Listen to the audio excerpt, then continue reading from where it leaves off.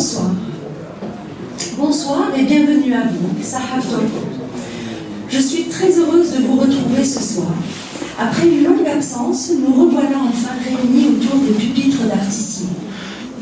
Cette année, nous avons choisi de redécouvrir notre algérianité dans toute sa diversité, son histoire, sa richesse, ses qualités et ses contradictions.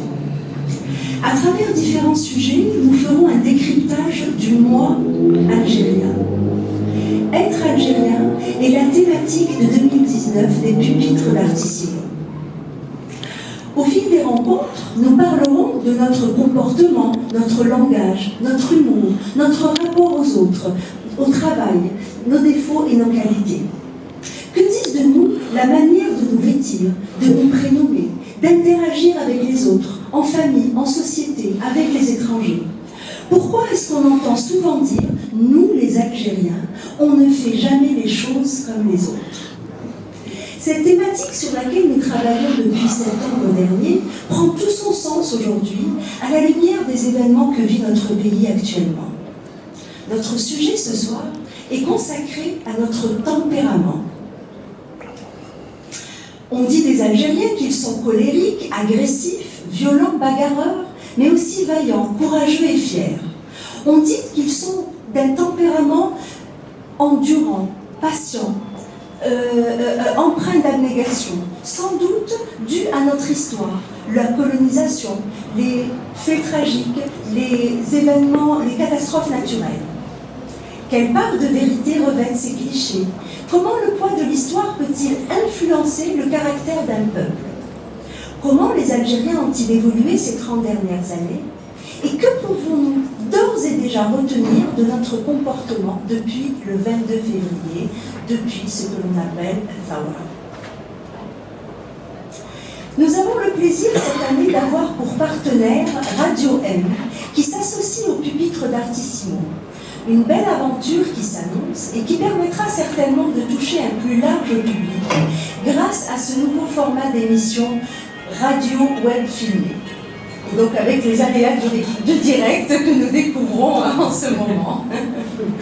Pour cette première, j'ai le plaisir d'accueillir, galanterie oblige, Madame Ledmia Mbarek, psychologue clinicienne, Monsieur Emziel Farhani, journaliste et écrivain, et Monsieur Slimane Benraissa, metteur en scène et comédien.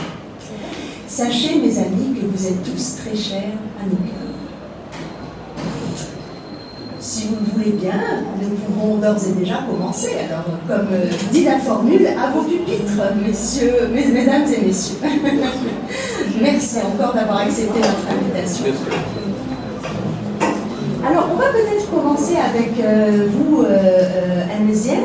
Donc, de manière globale, est-ce qu'on peut considérer que l'histoire d'un pays joue un rôle dans la construction de l'identité d'un peuple?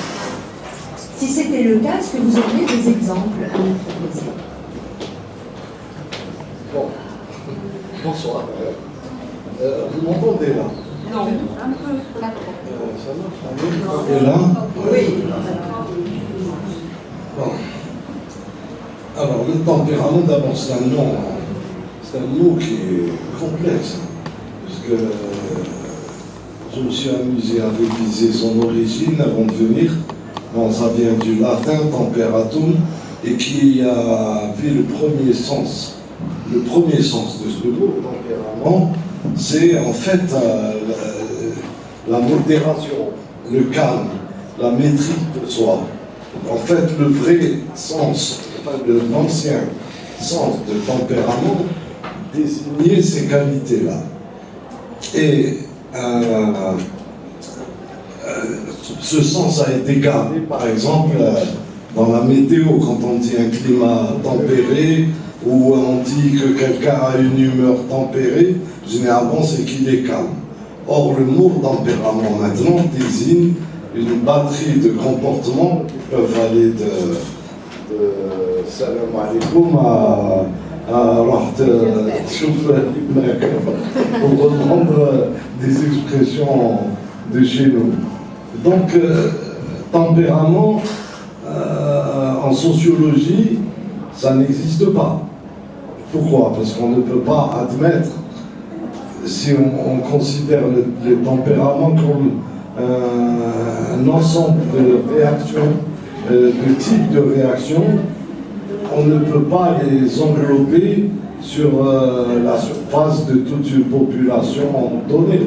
Je veux dire, chacun derrière les psychologues, notre ami nous le montrera, je suppose, pense que le tempérament, c'est ce qui pourrait désigner le fond de la personnalité, son noyau, et donc ça renverrait plutôt à des comportements individuels.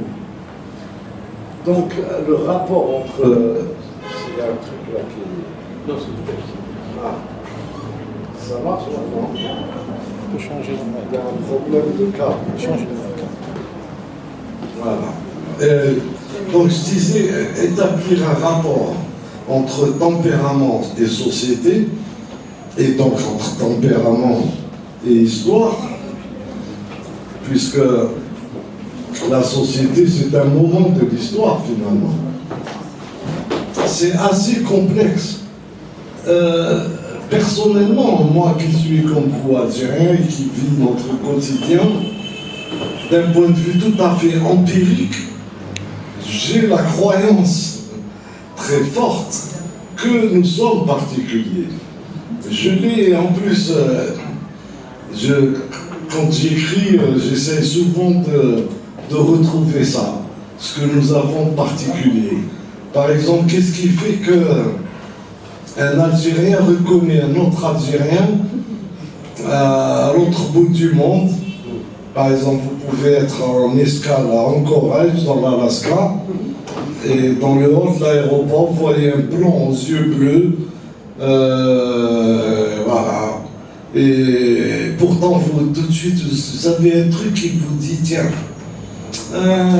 il est chez nous celui-là. Ça veut dire que, d'abord parce qu'on a une amplitude de type physique énorme, donc on n'a pas un type physique, les Algériens. Mais j'ai la conviction qu'on a un air et une manière de nous comporter, et un regard surtout. Et donc, c'est vrai qu'il y a des identifiants qui font partie de la culture et de l'expérience d'un peuple, qui finissent par modeler leur comportement et leurs attitudes, et qui, évidemment, on parle en termes de dominante, parce qu'on peut trouver des Algériens qui ont un flegme tout britannique, on peut trouver des Algériens qui sont, je sais pas, on a tout type de personnages, mais il y a toujours des dominantes. Et en fait, dans chaque société, on se retrouve avec des comportements qui évoluent. Moi, j'ai commencé une fois à écrire un truc, j'ai jamais terminé, mais j'espère le faire. En tout cas, ça m'encourage cette rencontre, parce que je l'avais appelé le théorème de l'Algérien. Je voulais mathématiser l'Algérien, bien que je sois nul en maths, mais j'adore les expressions mathématiques, notamment la démonstration par l'absurde. Je trouve ça génial. Et donc, oui, pardon. Ouais. Et donc je me suis amusé comme ça, à essayer de, par exemple, le premier point de ce théorème, c'était l'Algérien n'est pas capable du possible, il ne peut faire que l'impossible. Voilà, c'est-à-dire si vous demandez à un ami de venir à l'heure à un rendez-vous, il ne viendra pas. Mais si vous avez tué votre voisin, il viendra avec vous cacher le cadavre, par exemple. Je veux dire, il y a des tas de choses comme ça qui font partie de notre habitus, de notre façon d'être, etc. Et que le théâtre a bien rendu, je pense. On va s'échanger. Mais est-ce qu'on pourrait parler quand même de moments de notre histoire qui ont peut-être façonné ou modelé le comportement ou le tempérament des Algériens? Est-ce qu'il y a des grands moments de l'histoire qui ont peut-être participé à ça? Bon, indéniablement, il y a une histoire longue de résistance. C'est-à-dire que nous sommes un pays dont l'emplacement géostratégique depuis l'Antiquité, peut-être même avant, a fait qu'on était un lieu de passage, un lieu de convoitise, un lieu d'agression extérieure, excepté les Phéniciens qui sont venus nous vendre des gadgets de l'époque. Je veux dire, mais généralement, on a eu des occupations. Et donc, il y a eu des mouvements de résistance tout au long de l'histoire. C'est quand même phénoménal. Et donc, ça, je pense que ça, c'est un trait de caractère très fort des Algériens. Je ne sais pas si vous vous rappelez du monologue, puisqu'il est là, notre ami, de la fin de Babora, puis vous vous souvenez de ça? Oui, oui. Moi, je pense que ce résumé artistique et de notre histoire exprime bien un caractère, ce bonhomme qui est sous son arbre et qui s'attache à son arbre et qui raconte toutes les forces qui sont venues envahir le pays, toutes les résistances qu'il y a eu, ça forge. Je pense que ça influe. Il y a une transmission. Peut-être elle s'éloigne avec le temps, mais elle est là. Donc, par rapport à ça, résistance, ça suppose beaucoup de méfiance, beaucoup de dureté. Ça suppose aussi beaucoup de solidarité, parce que si on résiste, il faut être plusieurs. Donc, il y a des forces comme ça, centrifuges, centripètes, qui font que ça a forgé un peu notre moi, si on peut avoir un moi au pluriel. Alors, vous avez cité effectivement ce monologue donc, de Djeddi, et je crois savoir que Madame Ledmia Mbarek a été assez marquée par ce monologue, et peut-être que vous pouvez nous en parler un peu. Voilà. On est dans le partage là. Oui. En fait, ce qui m'a marqué aussi et qui est dans le thème ce soir, c'est la fin, c'est-à-dire qu'à la fin du monologue, donc il retrace toute l'histoire depuis les Phéniciens jusqu'après 88, et il dit que malgré tout, avec toute cette histoire-là, à la fin il dit ça veut dire que malgré toute cette histoire-là, moi ce que je veux c'est finalement être moi-même, retrouver une identité propre, ne pas me laisser totalement définir par toute mon histoire, même si elle participe à notre construction, à notre identité, mais on ne se laisse pas définir complètement et uniquement par cette histoire-là. Je sais que vous en avez un souvenir. Et du coup là tu attends que je la... Voilà.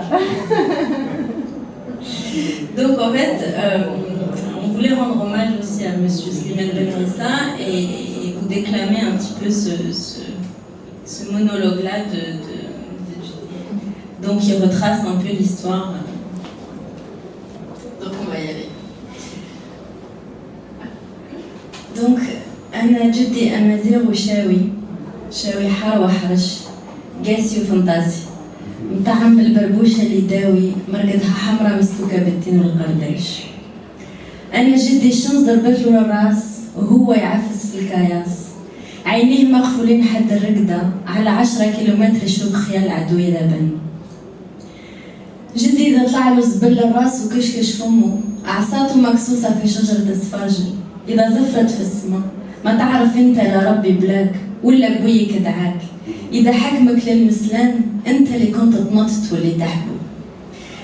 جدي اذا حط يده على حديده الطول يبرك، بخزرة العينين يولي يتعاقر وبضربة فاسح القبر. جدي قلبه في يده اذا كنت مليح وسلاحه في جنبه اذا كنت قبيح. ما كان يهب دبزة ولا عيش على العراك، بصح جاو من كل بلاد تحماو من كل جهة، وإذا سبل ما رمضاش، وإذا ركع ما عطاش الماينة، وإذا سكت ما باعش بلادو. جهد بنادم عنده حد يا خاوتي والقوة ما كانتش من جهته.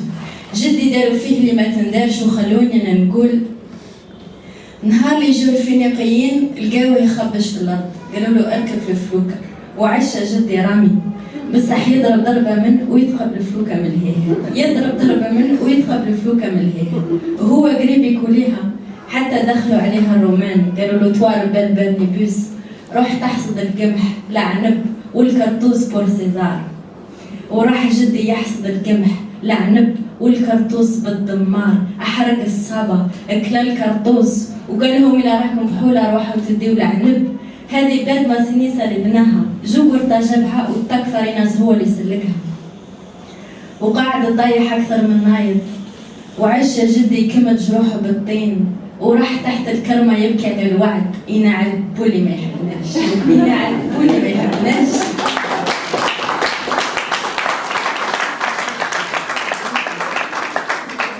حتى جاو وليدو قالوا يا بوي قالوا واش كاين قالوا العرب قالوا منين جاو من الشرق قالوا رايس فينا بلاد واش يحوسوا عندنا قال لهم جابوا بريه من عند ربي يقولوا خلقنا احنا وخلقهم هما قالوا بلاك يا ولدي هذا اللي يخلق في الشرق وفي الغرب مازال ما سمعنا بها قال له مشي معايا نقابل الرايس وراح جدي قابل الرايس قال له مرحبا انطق الرايس وقال لقد اتيناكم بكتاب الله العزيز رسالة من محمد فاسلم تسلم قالوا جبتوا برية مرحبا بكم يا سيدي بصح كنتوا تبعثوها مع مرسول كنا نقروها وردكم الخبر ولا انتم في عوايدكم تشقيوا جيش بسلاح وعلى جال برية قالوا اننا قاصدين فتوح الاندلس قالوا يا وكي عاودتوا فايتين فوتوا صح خلوا البرية نقروها ومن بعد نردكم الخبر والكريمة نقطت من هيه قالت لهم هذا برك ما يفوتوش قالوا لها يا مراه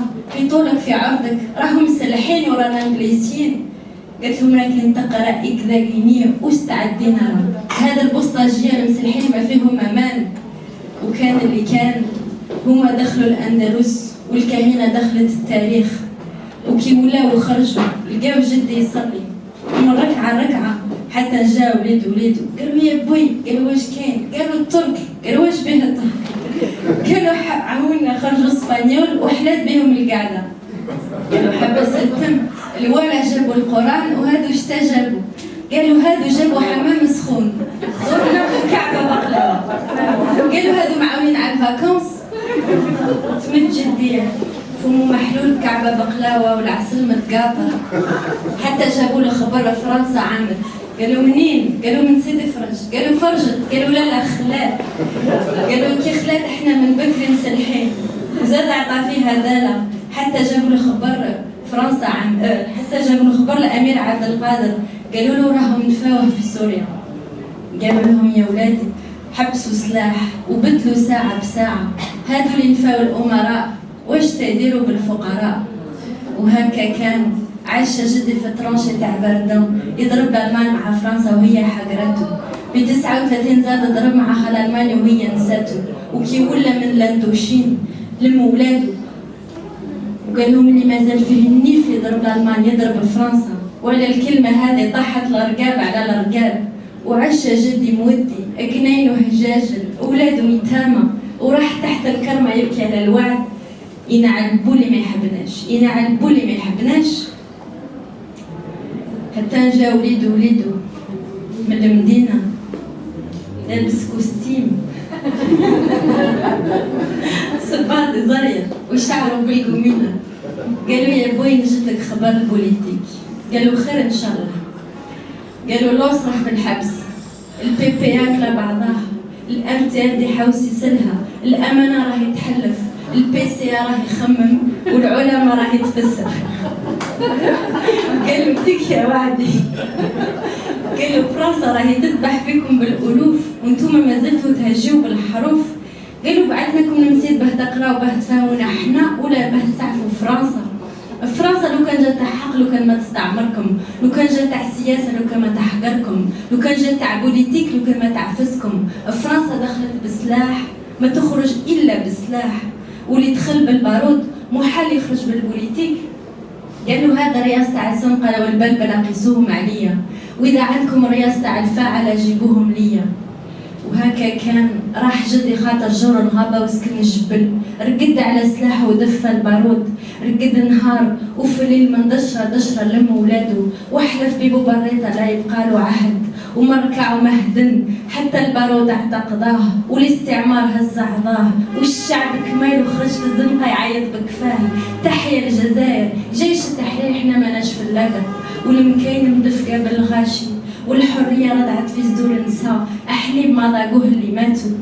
الشهيد شهد كلمة وعاودنا قلناها، الشهيد شهدوا في ولادنا نورانا تبتناها، ولبسنا الشمس تاج والقمر سهرنا الليالي، بسنينا عدينا نجوم وضوينا الايام، والدراري لبست العلام اللي جابوها الرجال، ورجال بكاو بدموع الدراري. حني يا العزوز وتعزى يا الصغيرة، أحيات الجزائر وينعل بولي ما يحبناش، ينعل بولي ما يحبناش.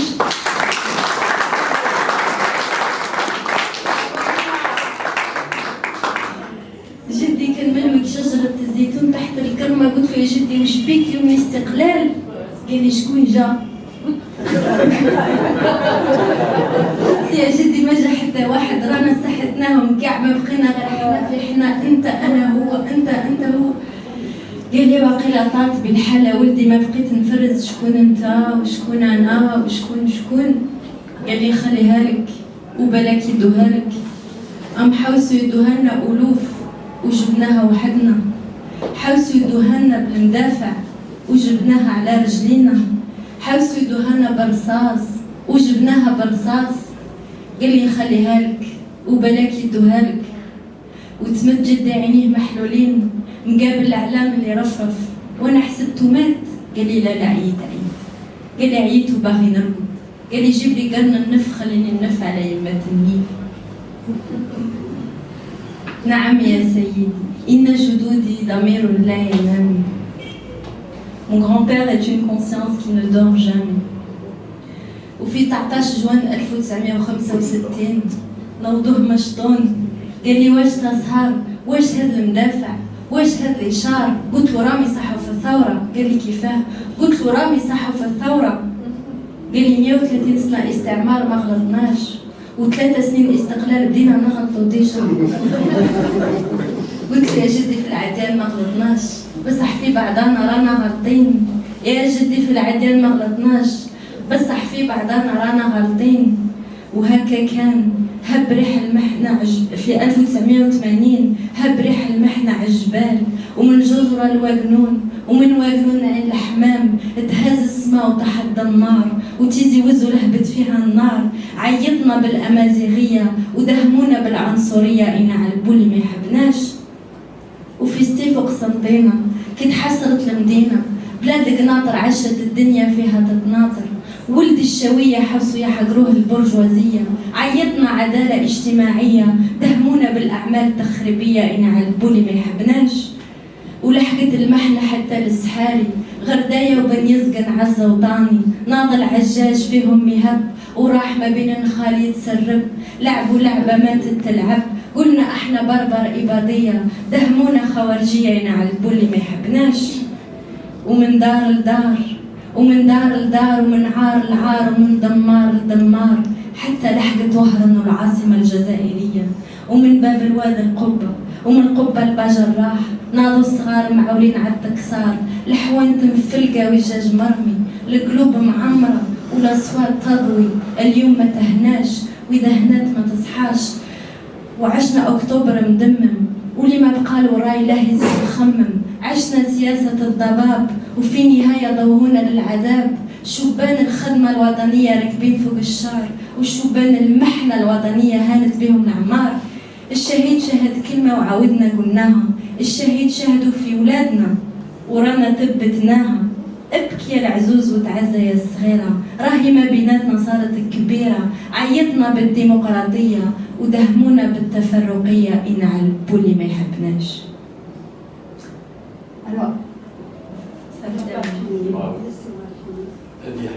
هذه حكاية جدي وتحبوني أنا نسيب الفيه. هذه حكاية جدي وتحبوني أنا نفرط فيه. اللي ما عرف جدي ما عرف من البلاد غير الهول، وما فرز حس البنادر من ضربة الطبول. اللي ما عرف جدي ماكله بالمواكل غير المزيتة، وما خدم الطرقان إلا المزفتة. وهذا هو جدي وأنا، وهذا أنا هو وجدي، وأنا يا خوتي ما باغي نكون إلا أنا.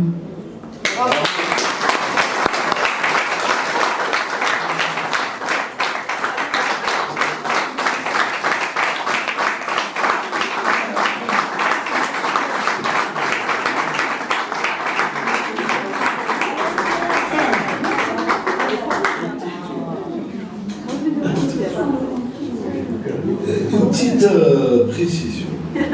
Quand j'ai parlé de... J'étais pas au courant de cette histoire. J'étais loin de me douter qu'une psychologue clinicienne puisse devenir une comédienne potentielle. Voilà, si tu as un problème un jour, et que tu as besoin d'être remplacé, ben voilà.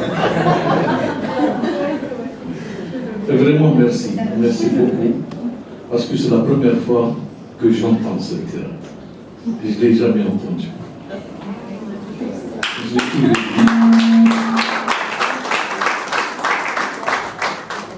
Mais je ne l'ai jamais entendu par une tierce personne, et encore moins une femme. Et vraiment, effectivement, le ANA était fondamental. Parce qu'il y avait une ambiguïté sur cette ancestralité. Mais on reviendra peut-être un peu plus tard sur cette thématique et sur ce problème. Mais pour revenir aux caractéristiques des Algériens, moi je pense que les Algériens sont pluriels. Il faut d'abord accepter cette pluralité. Il n'y a pas un Algérien. Pour raconter une anecdote, on était à Paris, on rentre dans un restaurant qui sont des Marocains, Tunisiens, Kabyles. Et je vais voir, j'appelle le serveur un restaurant algérien, le marocain. C'est un restaurant kabyle. Le nom algérien. Non, c'est le pluriel. Algérien, c'est le pluriel. Bon, on est pluriel. Il faut accepter cette pluralité. Et il y a un sociologue qui disait que quand la température change de 5 degrés, la culture de la communauté change. Il y a une évolution de culture, il y a un changement de culture avec la base, la température. Et l'histoire surtout qui nous embarque. Maintenant, l'histoire d'Anna, elle est très riche dans la résistance, dans l'opposition, dans l'ouverture, puisqu'on était très méditerranéen et pluriculturel. À l'époque du colonialisme, il y avait tout le monde, les Yéhouds, l'Arabe, toutes les races étaient là. Moi, j'ai fait un collège où il y avait toutes les nationalités méditerranéennes. Alors que mes enfants, ils ont fait un collège où il n'y avait que Palestiniens et Irakiens, comme élèves étrangers dans le lycée. Donc, vous voyez, cette pluralité nous a forgés dans beaucoup de tolérance. Moi, je pense que à la base de notre génération, il y a une très grande tolérance de l'autre, d'acceptation de l'autre et d'ouverture vers les autres. Maintenant, quand je pense aux Kabyles, par exemple, qui habitent les montagnes, et les montagnes sont habitées de choses très dangereuses, il est normal que le Kabyle soit combatif et bagarreur et violent. Si je pars au sud, par exemple, chez les Mozabites, où les choses doivent être minutieusement calculées, nous, quand on se met à table, le pot d'eau et le tasse d'alma, c'est le plus âgé qui commence à boire et qui passe aux autres. Et on ne doit pas boire beaucoup. Il faut boire peu. Donc les choses sont économisées par la violence du climat.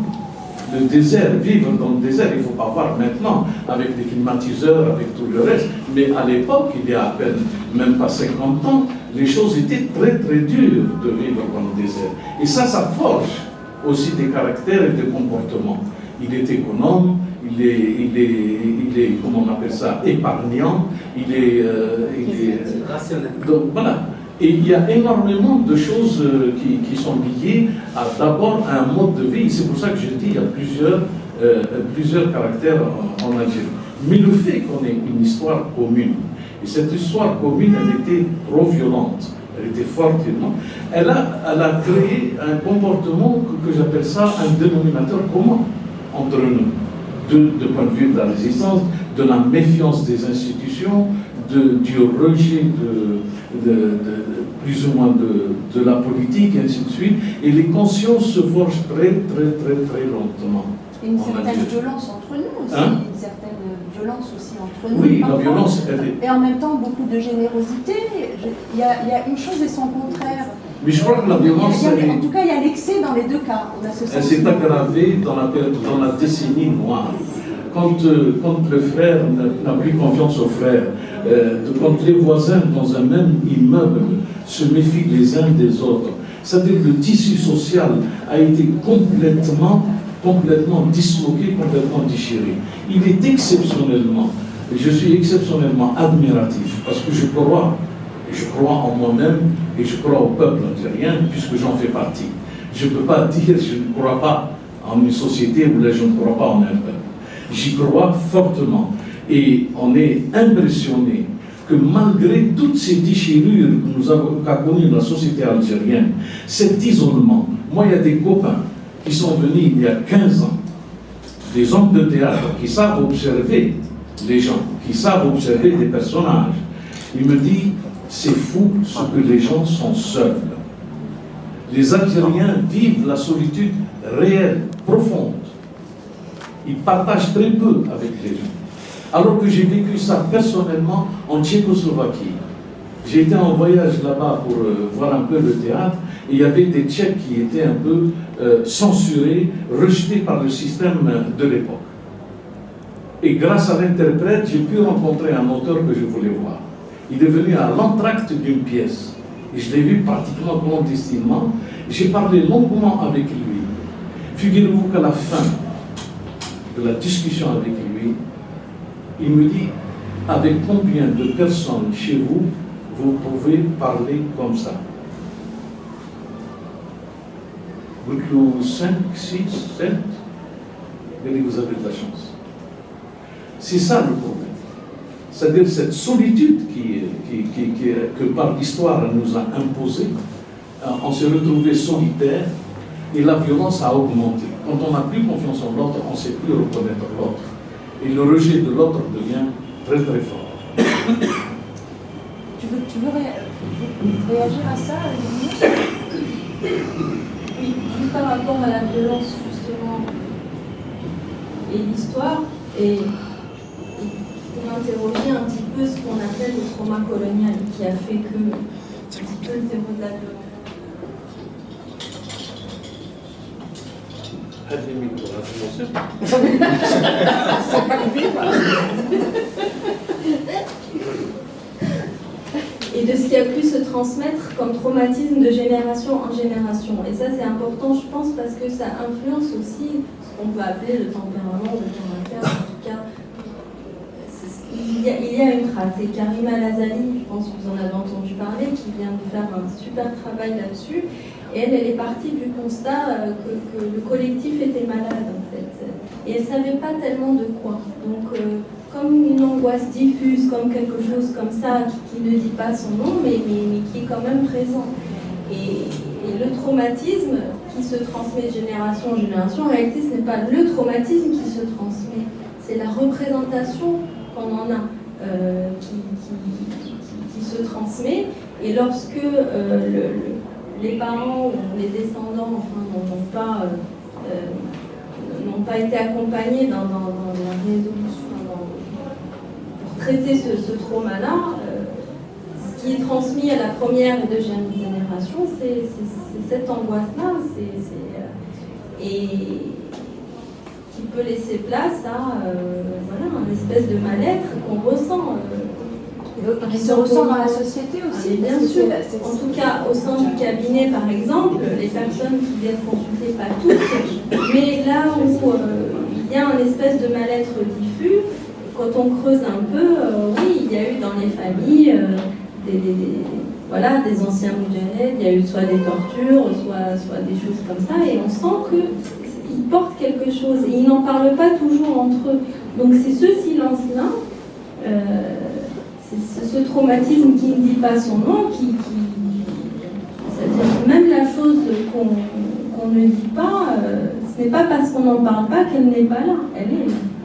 Après, elle va se manifester peut-être par justement de la colère, ou voilà, ça prendra corps, de la somatisation, enfin, tout dépend. Sur l'image. Ça marche.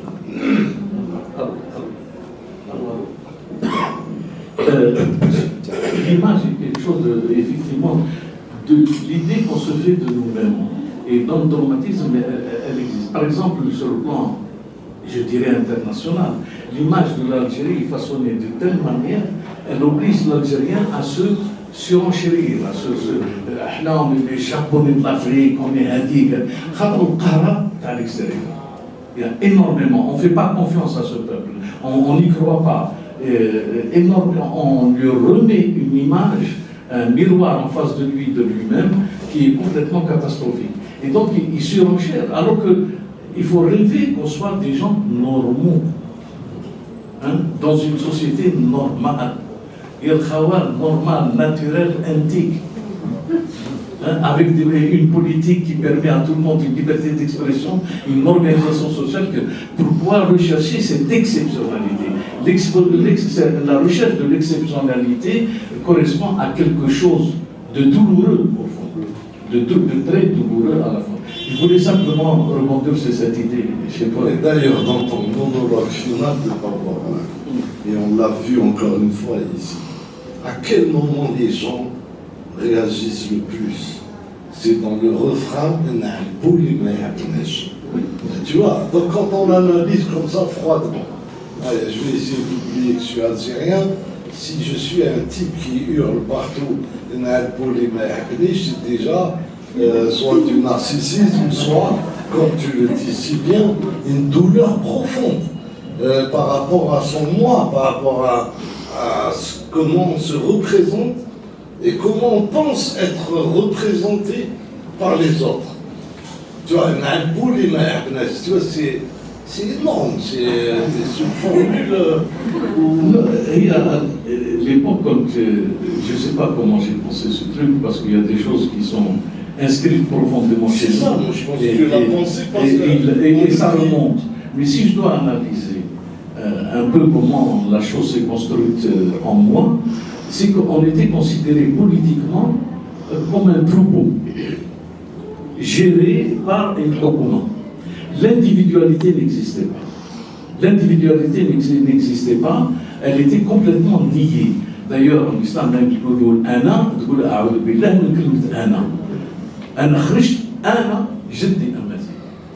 c'est-à-dire, j'affirme ce moi-là.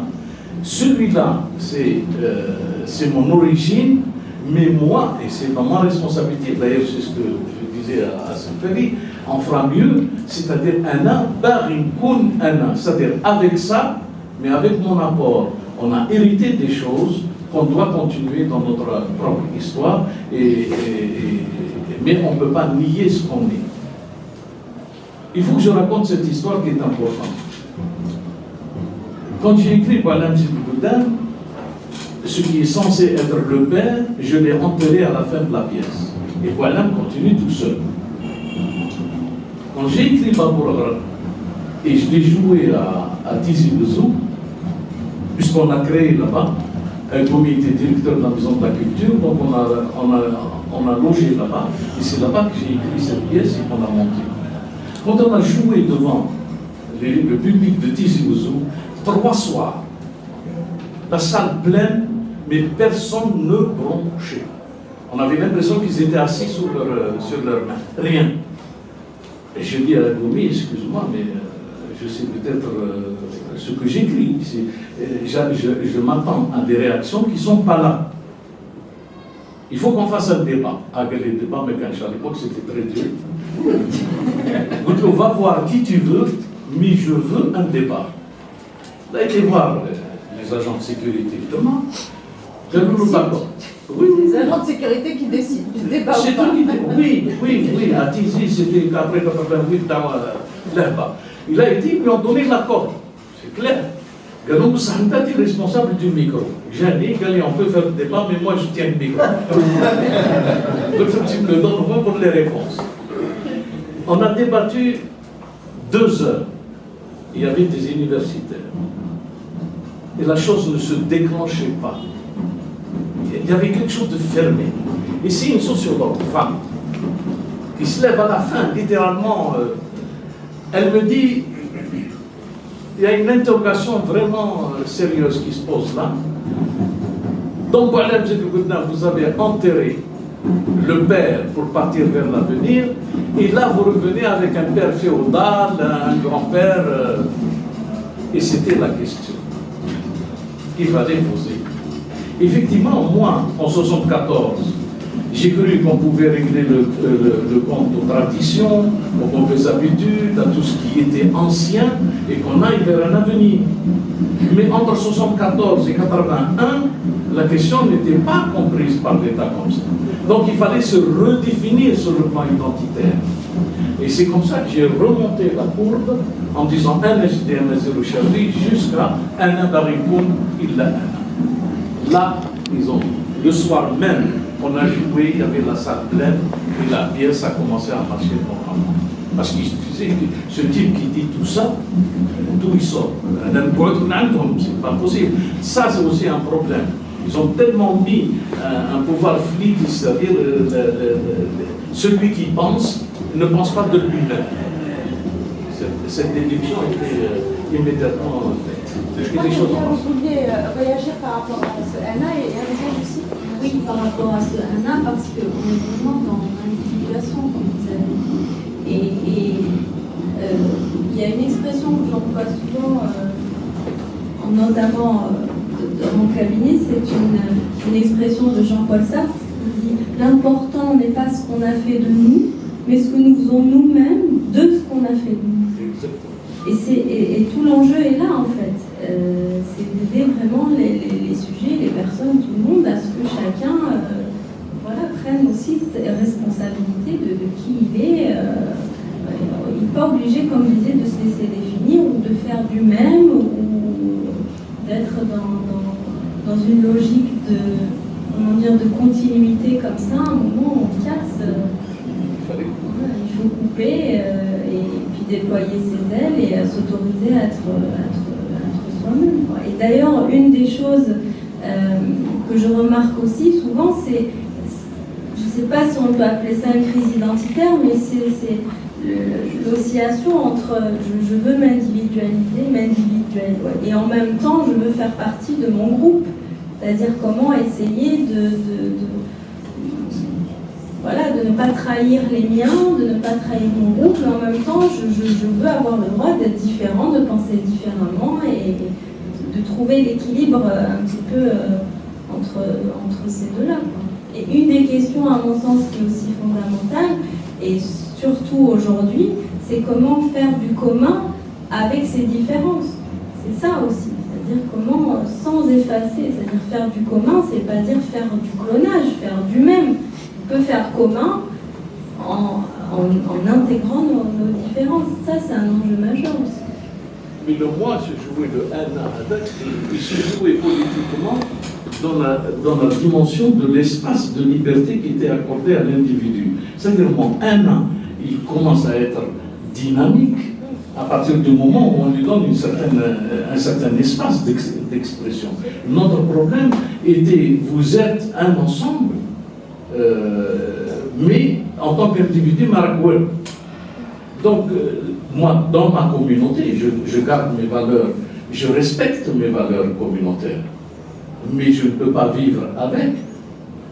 Donc, je cherche un certain espace d'évolution, et peut-être pour faire avancer, et faire avancer ma communauté.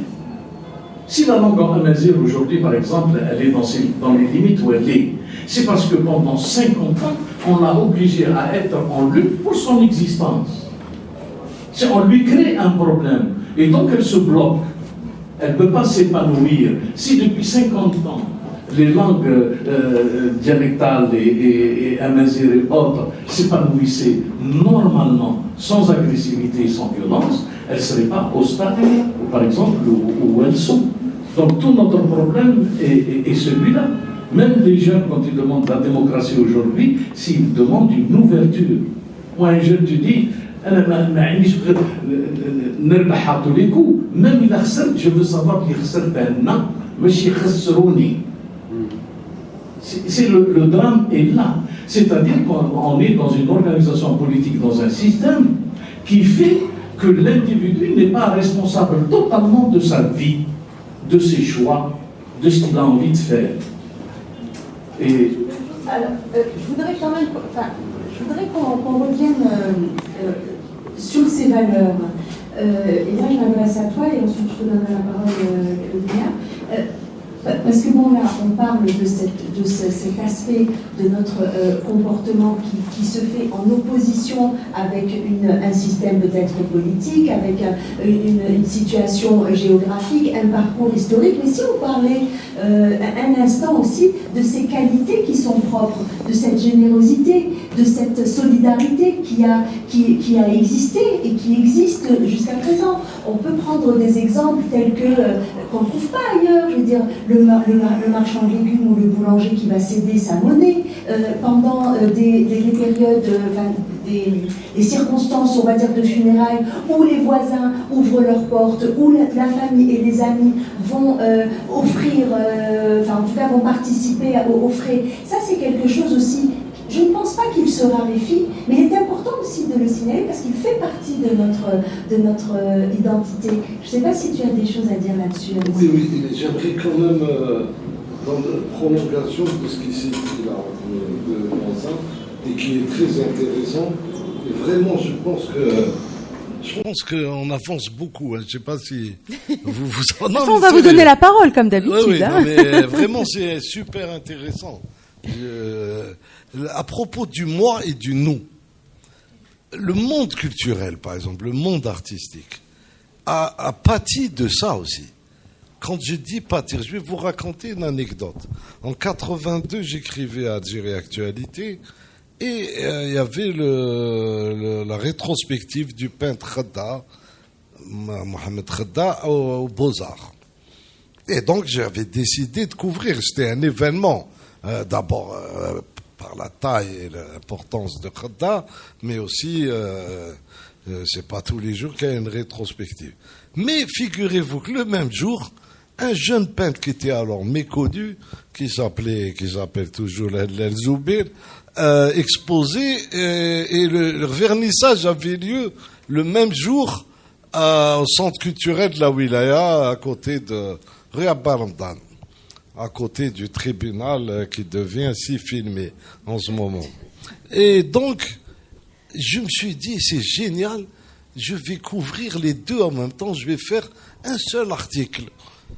Et c'est ce que j'ai fait, j'ai couvert les deux manifestations et j'ai appelé ça l'art de K à Z. K pour Khadda, bien sûr, et Z pour Zoubir.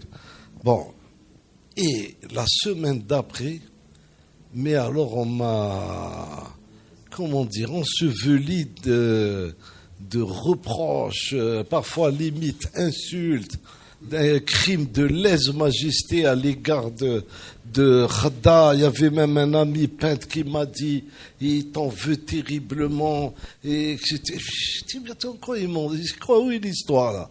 En fait, qu'est-ce que je disais dans ce papier? Je disais voilà, c'est bien. D'abord, c'est bien qu'on ait deux expos le même jour, ce qui était hyper rare à l'époque. Deuxièmement, ce qui était bien, c'est qu'on est deux générations. J'ai dit, ça prouve que quand même notre culture, elle peut se régénérer, et transmettre et tout. Mais je disais que fondamentalement, on avait affaire à une génération qui, parce qu'on était colonisé et qu'on combattait ce colonialisme, a développé un art de combat qui était forcément collectif. Il fallait représenter le peuple algérien, il fallait l'exprimer. Et maintenant, on avait des jeunes qui arrivaient dans une société moderne pour laquelle l'indépendance n'est plus un problème, elle est là, posée, et donc ils ont besoin d'exprimer leur moi. Ça n'a pas plu à beaucoup de gens. jusqu'au jour où j'ai rencontré Khadda à Oran et une rencontre, et il me dit, j'ai adoré ton papier. Et je me suis dit, mais c'est pas vrai. C'est pas vrai, mais enfin bon, qu'importe. Autre anecdote, c'est qu'à l'époque en sociaux, on m'avait demandé de faire un exposé, puis il me plaisait pas du tout. Et en fait, j'ai proposé autre chose, c'était une expression qui se disait, et qui se dit encore, c'est Shfnek. J'étais comme ça un jour, je rencontre un copain du quartier, j'étais encore étudiant, il me dit Shfnek à Elbiar. Je lui dis Shftounik, tu étais avec qui? Il me dit non, Koutouati. Je lui dis tu te vous vois maintenant? J'ai dit attends, tu te vous vois. En fait, je me suis rendu compte que cette expression avait un sens très lourd.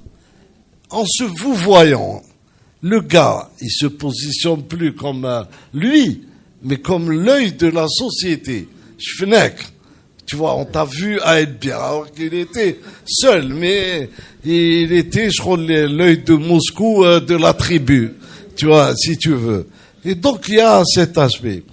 Maintenant, pour les aspects positifs, ils sont liés entre eux, tu vois. Moi, je m'amuse souvent quand j'ai un copain avec moi dans la voiture, et on arrive à un carrefour, je lui dis, allez, d'après toi, ce gars, il me laisse passer ou pas? Alors, il me dit, ah ouais, il me dit, je suis à la face à terre, il me dit, il ralentit parce qu'il va te rentrer dedans avec sa camionnette, là. Non, docteur, sors ma tête, le type, après, il est capable de se disputer avec ceux qui sont derrière lui pour te laisser passer. Et c'est ça, l'Algérien. Ben, même, tu as la priorité, mais t'es à l'ex. Mais s'il a la priorité, il veut bien te la concéder. Il y a un petit côté aussi... héroïque, peut-être, recherche de reconnaissance. Chevaleresque. Ouais. S'il y a... Oui. Vas-y. Bourdieu, non. Bourdieu, oui. Bourdieu, qui conclut sa thèse sur l'Algérie, le travail en Algérie, et qui dit, vous pouvez toucher le salaire d'un Algérien, ça ne lui fera rien du tout, mais sa dignité, il n'acceptera pas. Il y a une idée comme ça. La dignité, il ne faut pas la toucher. أطلب لي بالعقلية يتكور tout. تروح تديها له دراع ما تدي والو. Mais c'est très ambivalent, parce que je vais te dire, moi c'est mon point de vue, hein. Du même Algérien, on prend un gars, sans pouvoir évoquer de prototype, hein. On a dit au départ, on est en train d'essayer de trouver avec des caractères dominants, on n'est pas en train de faire le clonage d'un Algérien, un type, oui, l'essentialisme. Donc, le même individu peut être d'une atrocité, d'une vulgarité, mais vraiment, mais wesh, comme on dit, comme tout d'un coup, faire montre d'une générosité incroyable. Je vais vous raconter l'anecdote que m'a rapporté quelqu'un que j'aime toujours, mais qui est décédé, c'est Hamidou Gouadfel, le professeur d'urbanisme à l'EPO. Et un jour, on s'est vu, on avait pris un pot. Il me dit, tu sais, je suis très troublé en ce moment. Il me dit, c'était juste après les inondations de Bab el-Oued. Et je sais que lui, il habitait pas loin, quoi. Il était sur l'axe principal de l'Oued Mkselladek. Enfin, Mkselladek, où est l'Iksel-Nas. Hélas. Et donc, c'était juste après. Je lui dis, c'est ce qui s'est passé. Il me dit non. Il me dit, je vais te raconter ce qui s'est passé pour moi. Un mois auparavant, sa fille, qui est une charmante demoiselle, elle s'est faite gravement embêtée par des gars du quartier. Ce qui est un manquement grave aux lois coutumières, même qu'elles soient rurales ou urbaines. Et donc, il y en a un qui a même été odieux, si on peut dire. Et donc, ça avait très, très mal fini quand Hamid était revenu et que sa fille en pleurs lui a raconté. Ça a failli dégénérer gravement. Mais enfin, ça s'est réglé à l'amiable, excuse, machin et tout. Cela dit, le jour où il y a eu les inondations, un voisin l'appelle, il lui dit ta bagnole va être emportée par les flots. Et il sort et il trouve des jeunes, dont l'imbécile qui avait embêté sa fille, jusqu'à la taille dans l'eau, en train d'essayer de sauver la voiture de Gouadfel. Et au Gouadfel, il me dit, je me suis retrouvé à essayer de tirer ces petits voyous. Mais sortez, je n'en ai rien à cirer de la voiture et j'ai pas envie que vos mamans deviennent, la voiture, il y a une assurance et tout. Les gars, ils ont tiré sa bagnole en prenant des risques incroyables. Et quand tu vois cette amplitude entre un comportement dégueulasse et un comportement d'aristocrate au sens beau du terme, c'est ça, moi je pense qu'on est là-bas quelque part. Alors, Mia, tu veux...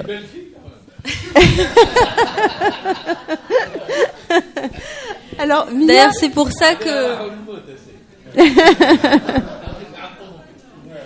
C'est pour ça que souvent j'entends l'expression Rana Rachi el Dakhel.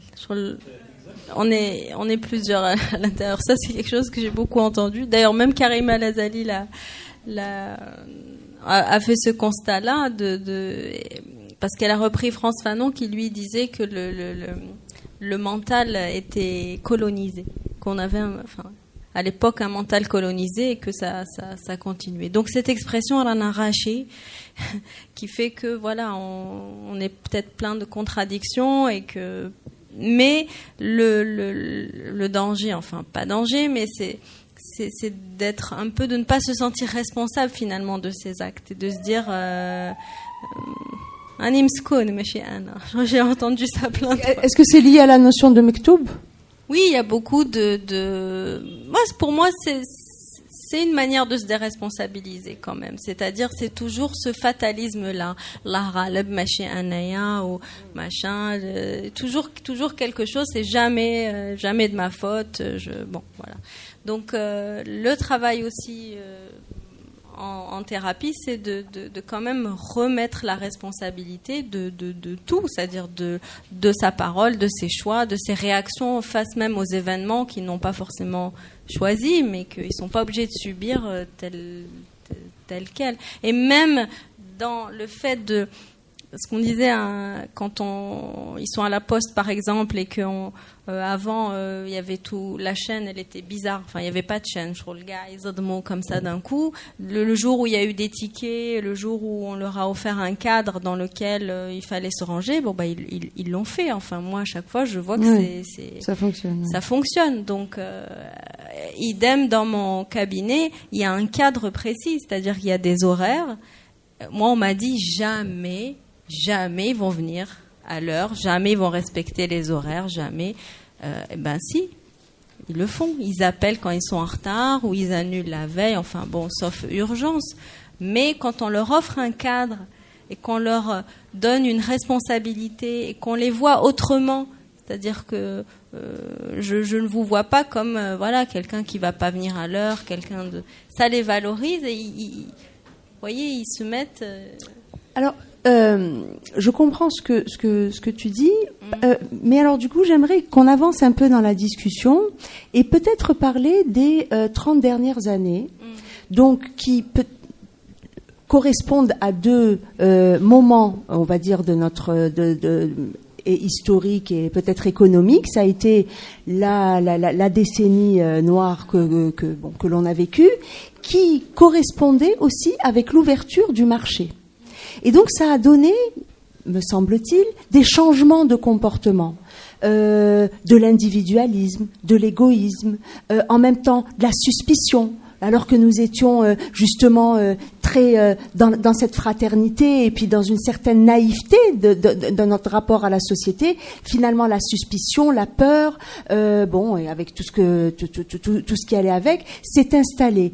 Comment est-ce que ça a pu impacter la société, et est-ce que à travers donc en tout cas votre expérience de psychologue, cet impact-là s'est fait ressentir dans les familles et dans un second temps dans la société?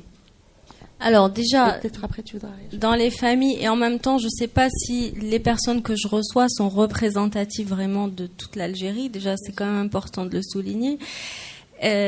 Ensuite, en ce qui concerne la décennie noire, effectivement, on est encore dans une transmission de trauma, et ça a engendré quand même beaucoup d'angoisse. Moi, je vois les parents, qui ont connu cette décennie noire et leurs enfants, ils ne réagissent pas du tout de la même manière. Les parents sont beaucoup plus angoissés, ils ont peur, ils n'aiment pas trop sortir de leur zone de confort, c'est-à-dire ne prend pas trop de risques, attention, et donc ça fait des enfants qui sont complètement enfermés, faut pas dire ça, il faut pas penser ça, et bon, on a vu que les jeunes qui sont sortis dès le 22 février, eux, ont eu ce courage-là. On en parlera après. Et on en reparlera, oui. Mais en tout cas, oui, il y a eu des incidences dans les familles, et aussi cette hypermodernisation, cette ouverture du marché qui a fait que on est devenus des consommateurs, et que ça aussi, c'est devenu presque une identité. Avant, il n'y avait pas tellement de choix. Je veux dire, déjà, on avait tous des espèces de tabliers, on était tous logés à la même enseigne, il y avait une espèce d'uniformisation. Aujourd'hui, les personnalités s'expriment, et les gens, les jeunes sont beaucoup dans l'hyperconsommation. Les problématiques que je rencontre, par exemple, ce sont quasiment les mêmes qu'en Occident. Les addictions aux jeux vidéo, les écrans, burn-out, dépression, parce que voilà. Donc il n'y a pas de particularité des maux du mal algérien. Après, oui, il y a quand même ce patriarcat-là qui, quand même, chez les femmes, en tout cas moi, c'est quelque chose que je ressens et que je vois tous les jours. Donc ça, c'est quelque chose que je ne vois pas forcément en France, par exemple. Donc la société algérienne, de ce que j'en vois moi au sein du cabinet, c'est quand même les femmes qui en pâtissent le plus de cette particularité.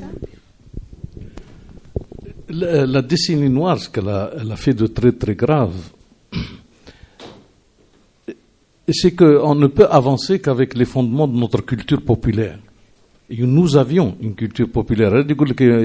L'identité algérienne n'existe pas, des gars, c'est pas vrai. Il y a une identité algérienne, et les peuples ont bien conservé, elle existe. Mais le pire ennemi de cette culture populaire ont été les islamistes. Ça veut dire que eux, l'islam au départ a négocié avec ces cultures populaires son installation. Que ce soit en Afrique, que ce soit en Afrique du Nord, partout, il a négocié pour s'installer. Et la reprise en main de l'islam, il voulait effacer toutes ces cultures populaires. C'est pour ça qu'on a voulu modifier la manière d'enterrer, la manière de faire le mariage, toutes les coutumes populaires qu'avait le peuple algérien. Ça a été une très grande perturbation. Perturbation parce que on ne sait plus avec quoi on avance. Et on n'est pas très habitué à ce que nous connaissons. C'est des choses nouvelles, on nous dit, qui sont complètement aussi aberrantes, même par rapport à l'islam. Il y a des aberrations. Donc le tissu social a été complètement perturbé. Donc les gens ne savent plus vers où et à partir de quoi avancer. Et si on ne sait pas d'où on vient, on ne sait pas où on va. Et si on ne sait pas sur quoi on est bâti, on ne peut pas construire encore. Donc la déstructuration essentielle de la société algérienne s'est faite là. Et quand on a posé le problème de la paix et du retour à la paix, on a nié la question. On a nié la question. Il n'y a pas eu, d'ailleurs, je vais me permettre de me citer. J'ai dit quand جا واحد قال لنا ارفع راسك يا با قلت له داكور معاك بصح قول لي شكون با قال لي قعد تما اني جبت الوئام comme ça On l'appellera la décennie noire, comme ça, ni vaincu, ni la décennie noire, il y aura ni mort, ni disparu, ni vainqueur, ni vaincu, ni maîtresse, ni cocu. Donc cette façon de nier cette problématique de ne pas en parler a été encore beaucoup plus douloureuse. En matière de psychologie, en matière de résolution des problèmes, nous avons une clinicienne là qui pratique. Il faut faire parler le patient. Il faut faire parler le patient sur ses douleurs. Et la société algérienne n'a pas pu parler. On a trimballé ce trauma. C'est pour ça que le kharja bisselmiya, c'est un traumatisme au départ. Il ne faut pas que nous ayons l'affaire. Et tout le monde était solidaire sur cette paix, même si pour chacun le projet est différent. Ce qui a la solidarité a été extraordinaire parce qu'elle était bâtie sur la paix. Mais la paix. Et ça, c'est impressionnant. C'est Victor Hugo qui disait la foule, c'est pas le peuple. Et ben les Algériens sont restés peuple jusqu'au bout. Ils se sont pas déguisés en foule parce que la foule dégénère. En fait, oui, par rapport au traumatisme de la décennie noire, c'est vrai que la réconciliation, je ne sais pas comment on peut l'appeler, n'a pas été accompagnée, c'est-à-dire le deuil n'a pas pu se faire comme il faut. Là aussi, il y a un blanc dans l'histoire quand même. Et Lazali d'ailleurs parlait de la mélancolisation de la société algérienne parce qu'elle n'a pas pu enterrer une partie de sa population. Donc n'a pas pu enterrer ses morts en parlant des disparus. Et il y a beaucoup de zones comme ça qui restent opaques et qui font que le travail de deuil n'est pas fait. Et en même temps, autant la période coloniale, il y a un trop de mémoire, autant celle-ci, il y a trop d'oubli, quoi. Donc à un moment oui, il faut mettre des mots, il faut des espaces pour en parler, voir une justice transactionnelle, c'est comme a fait l'Afrique du Sud. Voilà, exactement. L'Afrique du Sud, pour résoudre son problème. Le Rwanda. Le Rwanda, pour résoudre ses problèmes graves, intersociaux. Absolument. Il faut ouvrir le débat. Et en même temps, il faut un travail de reconnaissance morale des victimes et en même temps, et des coupables aussi. Et ça, c'est très important. De toute manière, il n'y a pas de pardon possible. C'est une aberration de parler de pardon quand il n'y a pas reconnaissance de l'acte. On pardonne quoi? Il faut d'abord reconnaître pour pardonner. Il y a impossibilité mathématique, encore une fois. Ce que je voulais dire par rapport à nos réflexions sur le rapport entre le moi, le nous qu'on a déjà traité, mais aussi la suite des traumas qu'on a vécus. Bon, il y a indéniablement, je ne vais pas vous faire dans le cachérisme, mais 132 ans de colonisation, de peuplement, ça n'a pas été... c'est quand même assez spécial ce qui s'est passé quand vous lisez Mustapha Al-Ashraf qui vous apprend, en dehors de, je sais pas, ni des morts ni des destructions, il vous apprend qu'en 1838, 8 ans après l'arrivée de l'armée française ici, on a interdit les corporations de métiers. Nos corporations étaient organisées. Chaque métier, les menuisiers, les ébénistes, les dinandiers avaient un conseil. Chacun avait son conseil. Le conseil, chaque année, élisait le diwan hadak, élisait l'amin tal san'a hadi, et tous ces gens-là avaient un conseil de tous les métiers qui allait même siéger avec le dey et tout. Ça a été, on a détruit les médersas, on a détruit les structures de la propriété collective en Algérie, des tribus, des familles et tout ont été détruites. Les noms des Algériens ont été détruits. Et ça, c'est énorme du point de vue culturel. Quand les gens me parlent du Maroc, Ils me disent, tu as vu, ils ont bien conservé leur truc et tout. Je leur dis, oui, les gars, d'abord, il y a eu un protectorat, et ensuite, en 56, dès que la France a voulu se libérer du poids de la guerre d'Algérie, a accordé l'indépendance à nos voisins. Donc, fatalement, chez nous, il y a une destruction de tout cet humus. C'est extraordinaire qu'on puisse encore avoir du melhoun, encore qu'on a pu transmettre la musique andalouse, de vieux chants, des contes populaires. Mais pour moi, c'est un truc démentiel, héroïque. Et il faut vraiment en avoir conscience. L'indépendance arrive. En dehors des chocs politiques et tout, des affrontements qu'il y a eu fratricides, ça, il faut pas l'oublier non plus. C'est une douleur énorme qui a fait sortir le peuple, Basim Barakat, etc. Il y a aussi des douleurs de type sociologique. Une ville comme Alger, 70% de la population était européenne.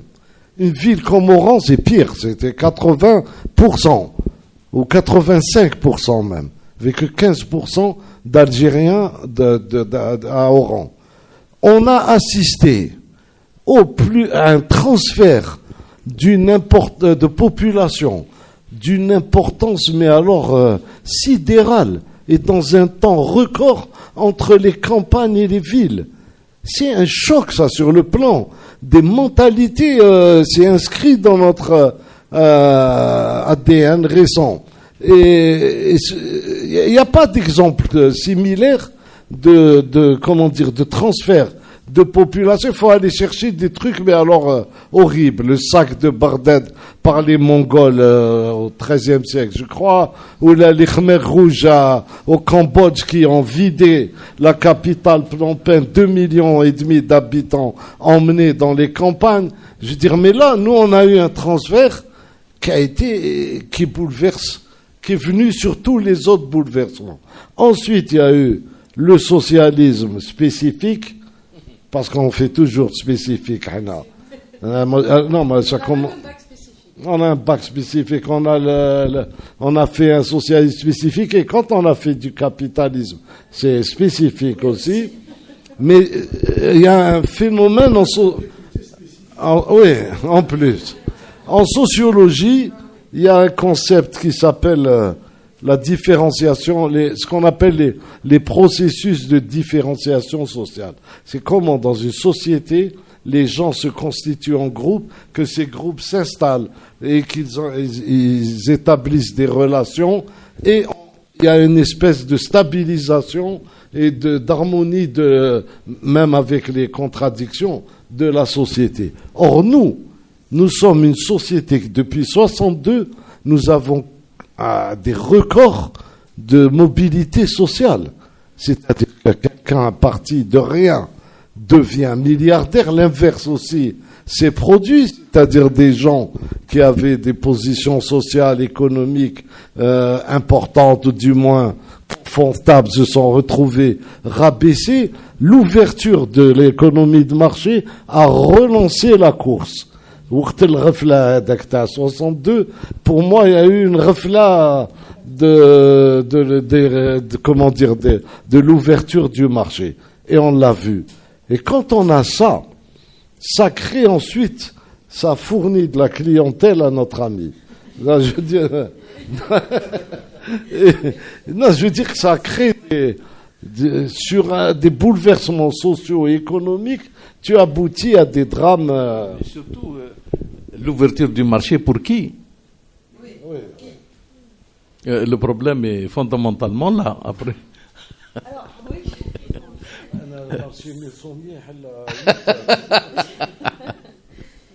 Si on va continuer d'avancer, on arrive au 22 février, et là, boum badaboum, une révolution ou un hirak. Alors, on parlera. Je sais que tu as fait un excellent article sur le lexique du hirak, de l'après-22 février, mais la langue, et en tout cas le langage, sera un sujet qui sera abordé lors d'un prochain pupitre, parce que il y a beaucoup de choses à dire.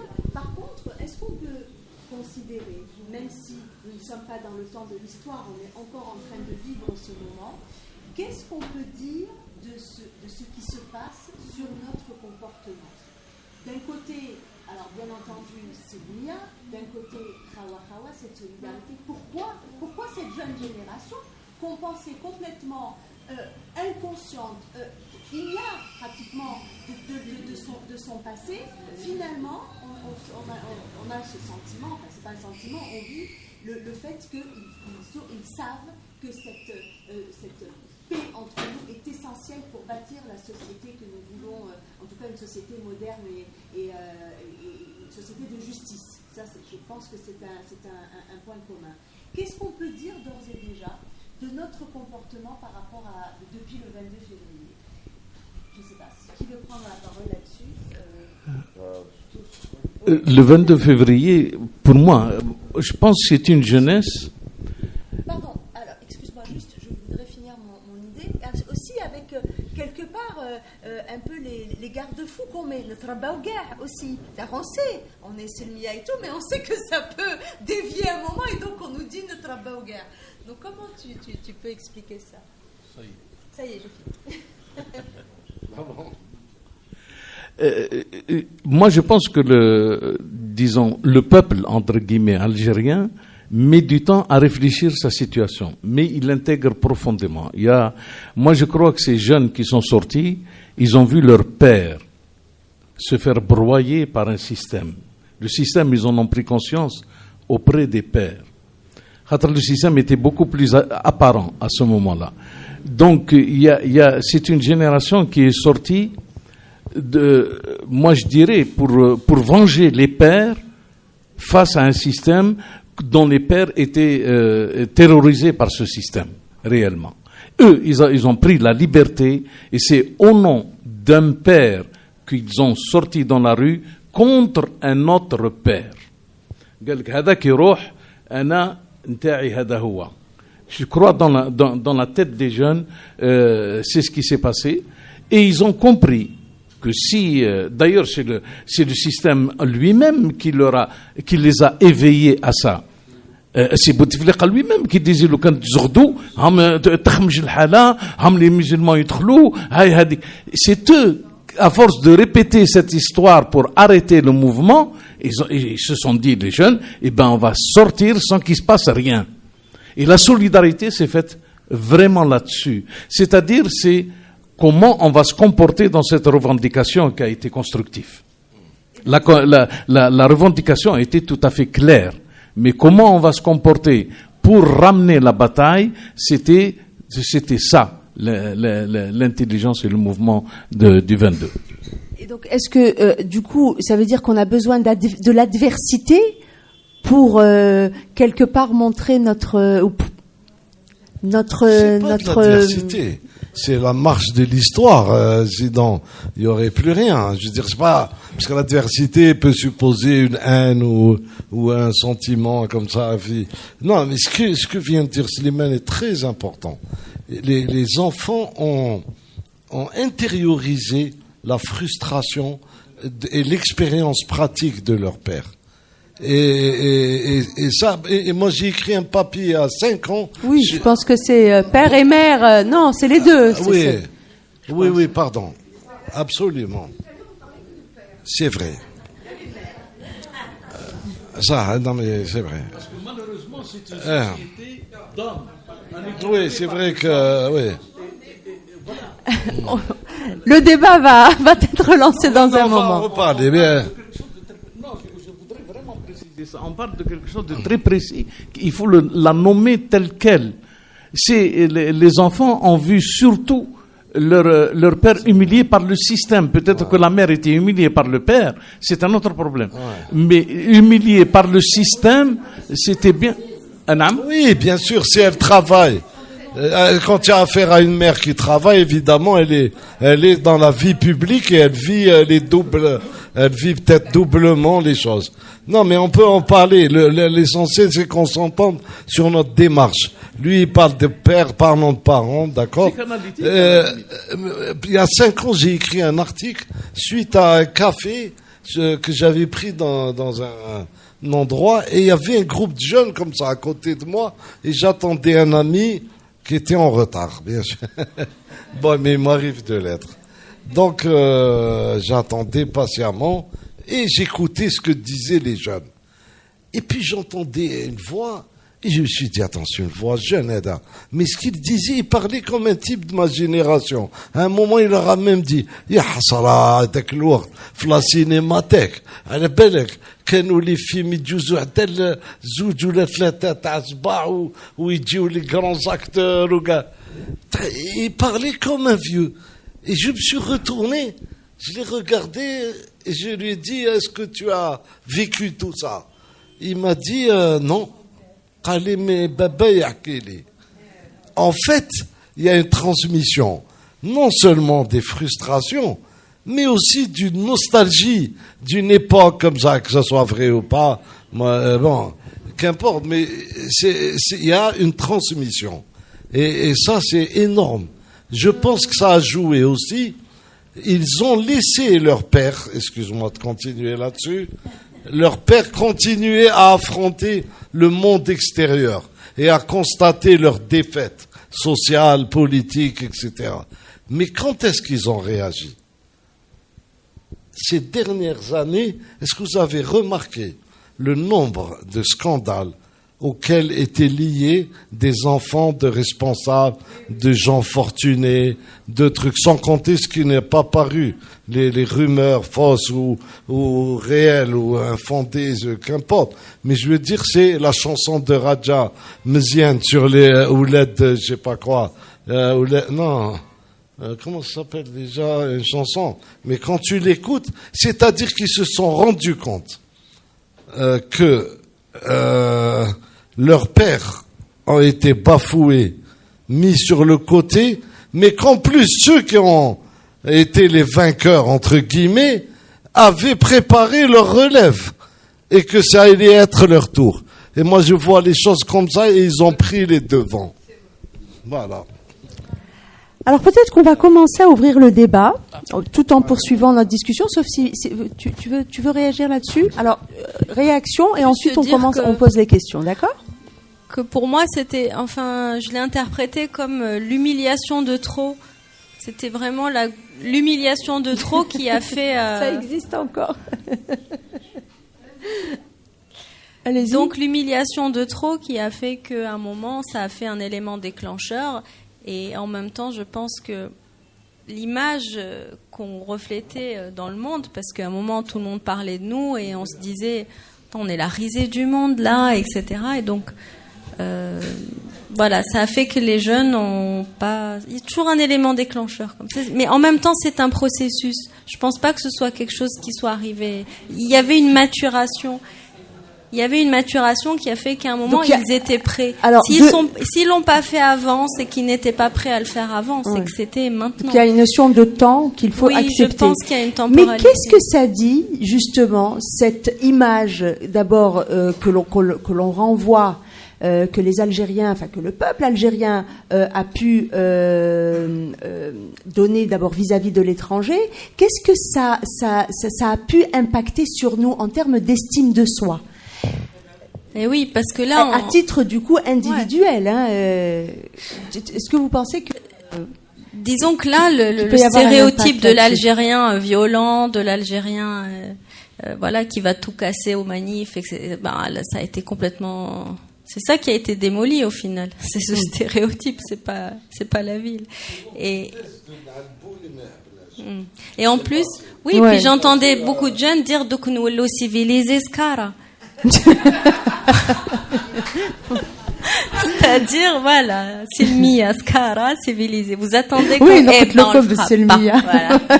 C'est vrai. Donc on casse un peu ça fait partie de nous aussi. Et finalement, le fait que les gens parlent de nous, je sais pas, je m'inclus, que les gens parlent de nous comme ça d'une façon positive, et ça a participé à un renforcement évidemment de l'estime de soi, et ça, du coup, ils avaient la mission encore de maintenir ça, d'entretenir et d'être fidèles à cette image. Est-ce positive. que tu as pu voir dans ton cabinet justement peut-être un début de résultats par rapport à ça? Oui, alors c'est marrant parce que il y a des gens qui ont fait leur évolution du coup individuelle, c'est-à-dire et souvent on faisait le parallèle. D'ailleurs, voilà, il y a une dame qui m'avait dit, mon mari, ça fait depuis 99 que je suis avec lui.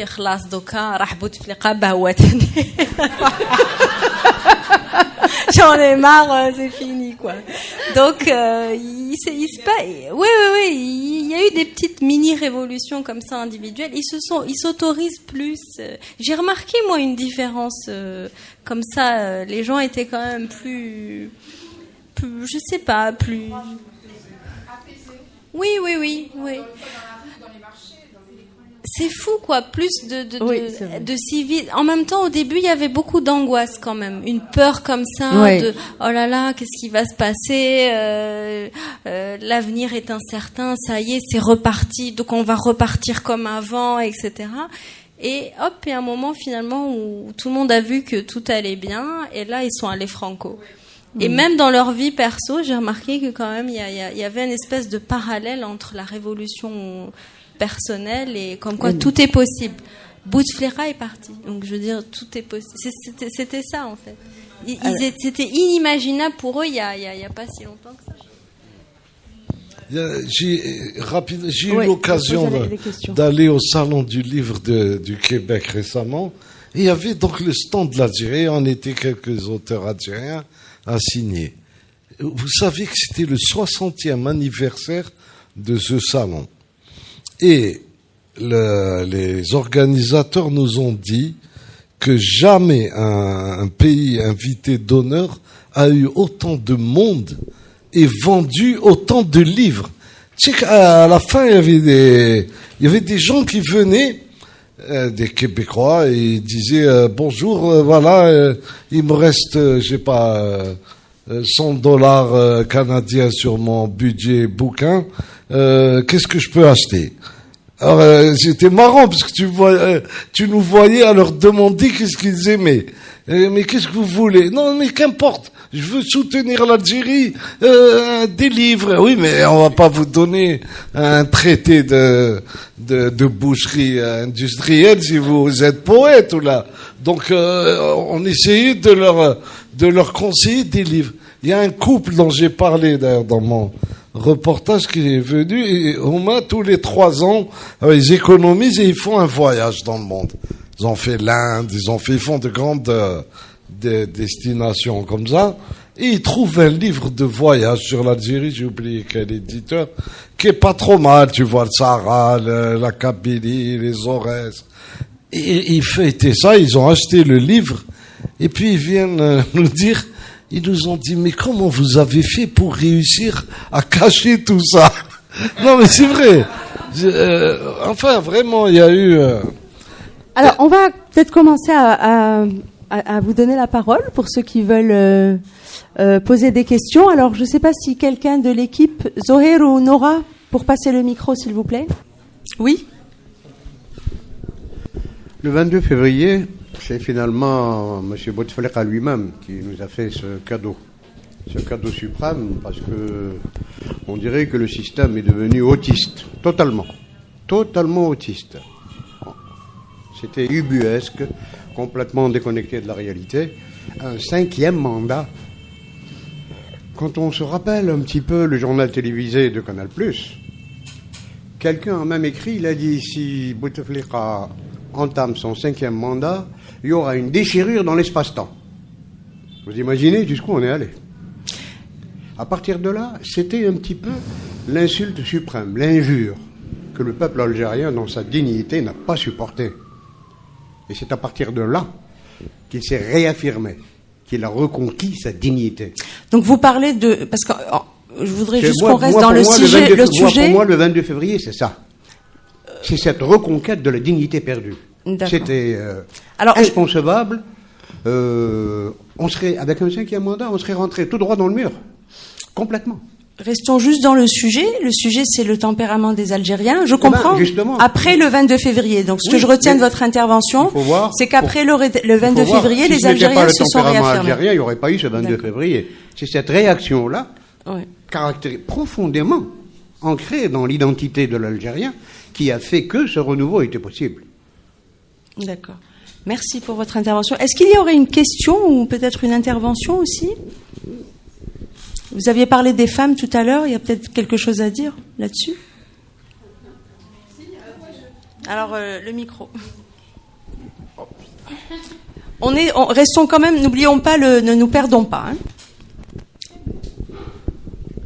Oui, alors moi je reviens sur ce que disait la psychologue concernant le problème des femmes, parce que effectivement ce mouvement de recherche de la liberté, de la dignité, etc., c'est quelque chose de positif. Ça a donné une image très positive de l'Algérien par rapport à ce que l'on avait à l'extérieur. Mais concernant le problème des femmes, c'est un problème crucial, même dans ce mouvement, puisqu'on a vu que le problème des femmes avait été... les femmes ont été un peu occultées de ce mouvement, et lorsqu'elles ont réclamé leurs droits, elles ont été vivement critiquées.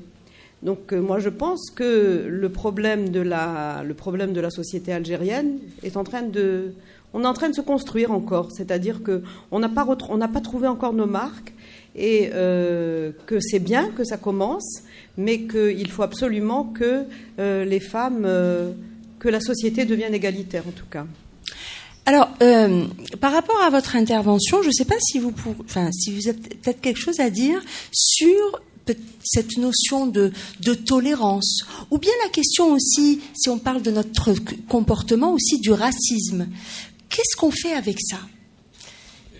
Voilà, de l'acceptation de l'autre dans sa différence.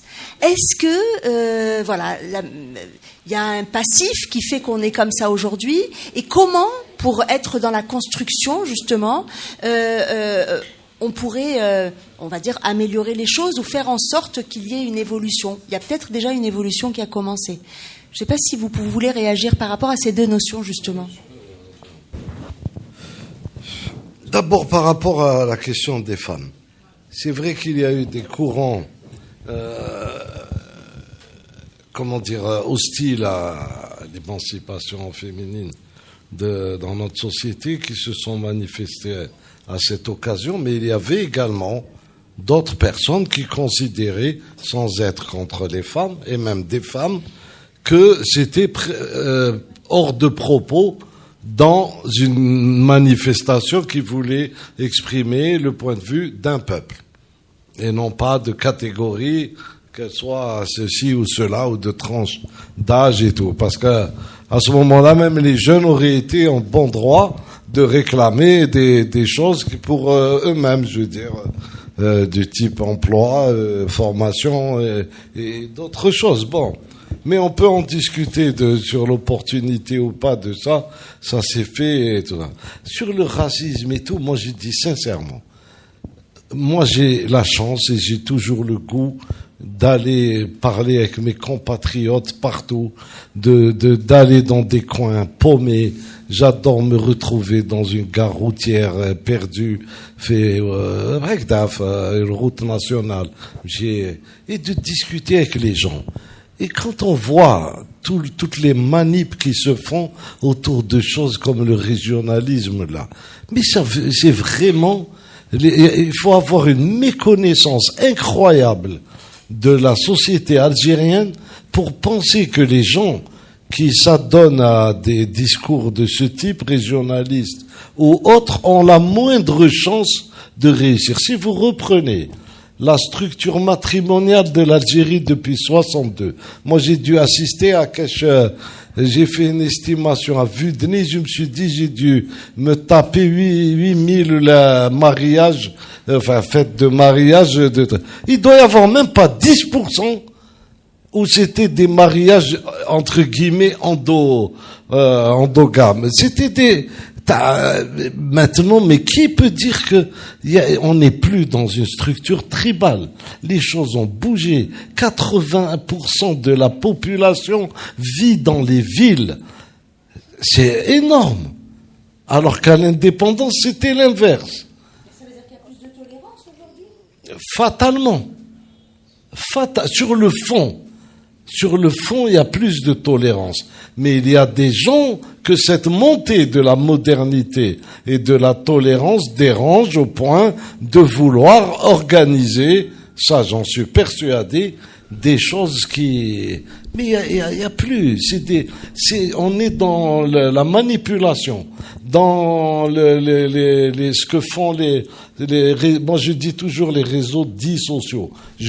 Moi j'ai lu le document de marketing de la maison Facebook dans lequel on dit aux vendeurs, quand ça a démarré, il faut appeler ça les réseaux sociaux.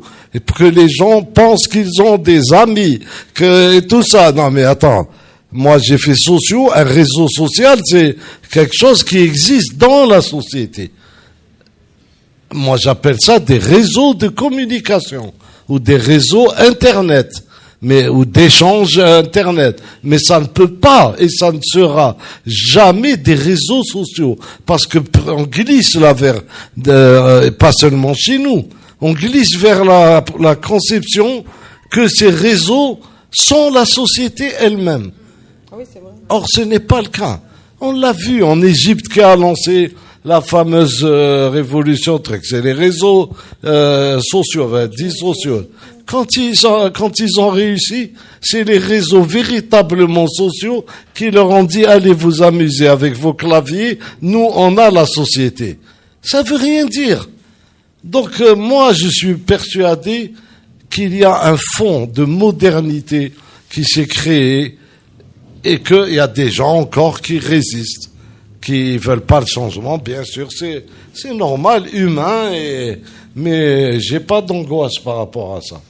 Sincèrement, hein, moi, maintenant vous baladez dans la rue, tu vas à une sortie d'école, tu prends un gamin, tu lui dis toi t'es d'où?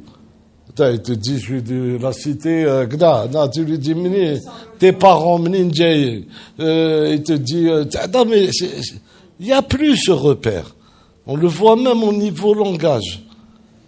Bon. Après, sur la tolérance, je suis un petit peu mitigée parce que, je trouve qu'elle est un peu sélective quand même.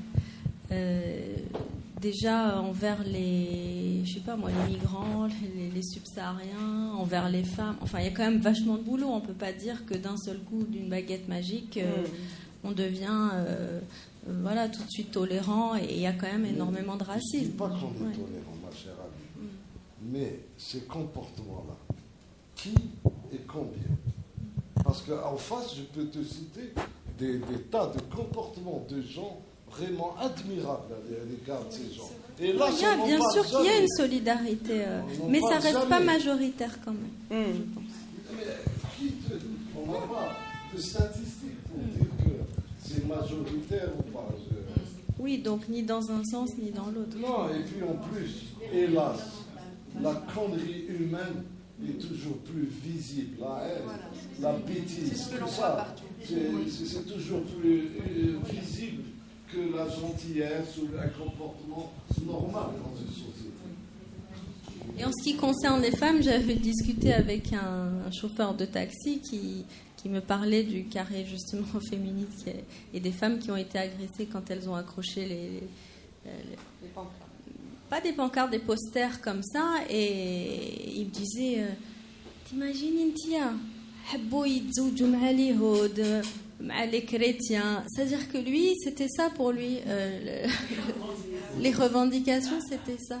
C'est-à-dire que les images l'ont choqué parce qu'il y avait une femme qui embrassait un homme, je crois, et tout de suite, ça a emballé l'imaginaire. Et en fait, il a juste fallu que je lui parle et que je lui explique que non, c'était pas ça, et que, avec des mots simples, et lui dire là, ah, si c'est ça, c'est bon, ma'alèche. Donc, il y a aussi peut-être un travail un peu de communication. Voilà, ne pas aborder le problème de façon frontale. Et je pense que le mot féminisme fait beaucoup peur aussi. Donc peut-être commencer par prendre des choses un peu de biais et tout doucement. Ouvrir la discussion. La discussion doit être ouverte, c'est clair. Tu voudrais réagir? Autre question? Oui, monsieur. Bonsoir, moi je voudrais réagir d'abord à l'intervention de Hamzian Farhani. Tu as parfaitement raison de dire que l'Algérie s'est beaucoup transformée, a eu des changements. Il y a un processus de modernisation réel aujourd'hui entre mes enfants et le grand-père ou la grand-mère. C'est un monde, c'est tout un monde. Si mon grand-père était vivant, il verrait ma fille en train de manifester et de faire ce qu'elle fait, et il se suiciderait ou il la tuerait. Donc effectivement, mais je pense qu'il ne faut pas confondre des temporalités différentes. Il y a un processus de modernisation, mais il n'y a pas encore la modernité. Au plan mental, au plan culturel, la matrice, elle est travaillée et elle a les mêmes ressorts. Aujourd'hui, c'est des ressorts qui sont abîmés, mais on ne les a pas mis encore par terre. Donc voilà le grand problème, le grand défi. Et je voudrais juste, en continuité de ce que je dis là maintenant, parler un peu des caractéristiques dominantes, pas uniquement du peuple algérien, mais aussi des peuples qui appartiennent à l'espace dit arabo-musulman.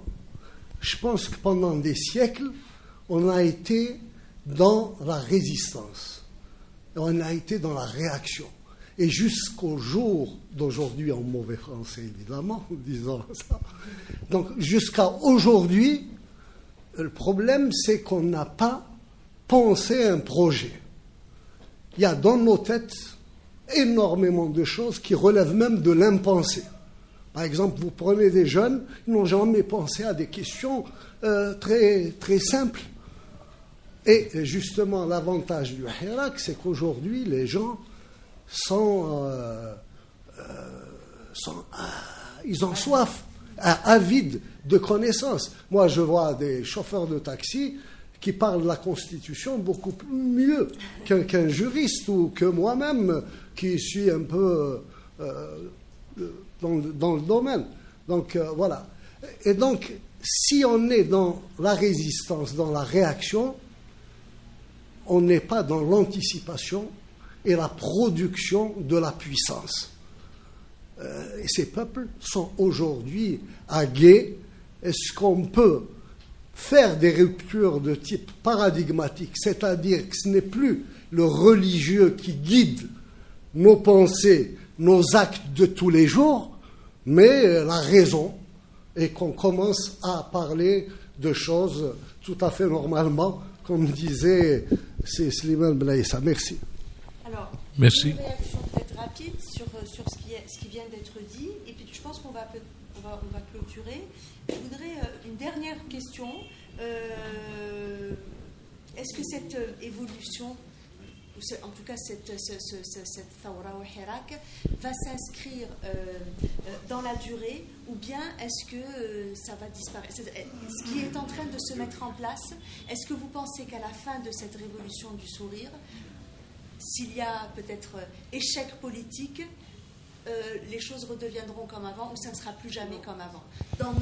Restons encore dans notre champ qui est de notre citoyenneté, notre tempérament d'Algérien tel que nous le connaissons aujourd'hui. Peut-être un dernier mot autour de cette réponse, et je pense que... Moi, je voudrais relier sur ce qu'a dit le monsieur. C'est vrai, cette révolution, ce qu'elle demande, c'est un changement d'époque. On va passer d'une époque à une autre époque, mais c'est dans la continuité. Et c'est pour ça qu'il nous paraît difficile de faire avec ce qu'il y a. C'est très complexe de ce point de vue-là. Ce qui exige ce besoin de démocratie et d'expression est énorme. Est énorme, et il demande une culture que malheureusement nous n'avons pas. Une tolérance que nous n'avons pas. Même si à l'appareil, moi j'ai entendu à propos de des blacks quand il y en avait beaucoup ici, des chauffeurs de taxi. يا خويا قلت له حبس ننزل. Je pouvais pas, ou je lui casse la gueule, ou là je fais un crime, mais قلت له arrête, je descends. Il y a donc nous sommes dans une situation, et effectivement l'islam nous a habitués à ne pas construire de projets. كلش في يد ربي. Et ce qui manquait à l'Algérie, c'est cette construction de projets. Aujourd'hui, ce que demandent les gens, c'est d'jibouنا une équipe dire projet. ونتفاهموا عليه, نفوتيو, نعاودوا la constitution, دعوة سهلة. Mais personne n'a le balou dans quel sens aller. Et c'est ça qui rend difficile. Cette révolution, elle peut virer s'il n'y a pas des réactions assez rapides et intelligentes.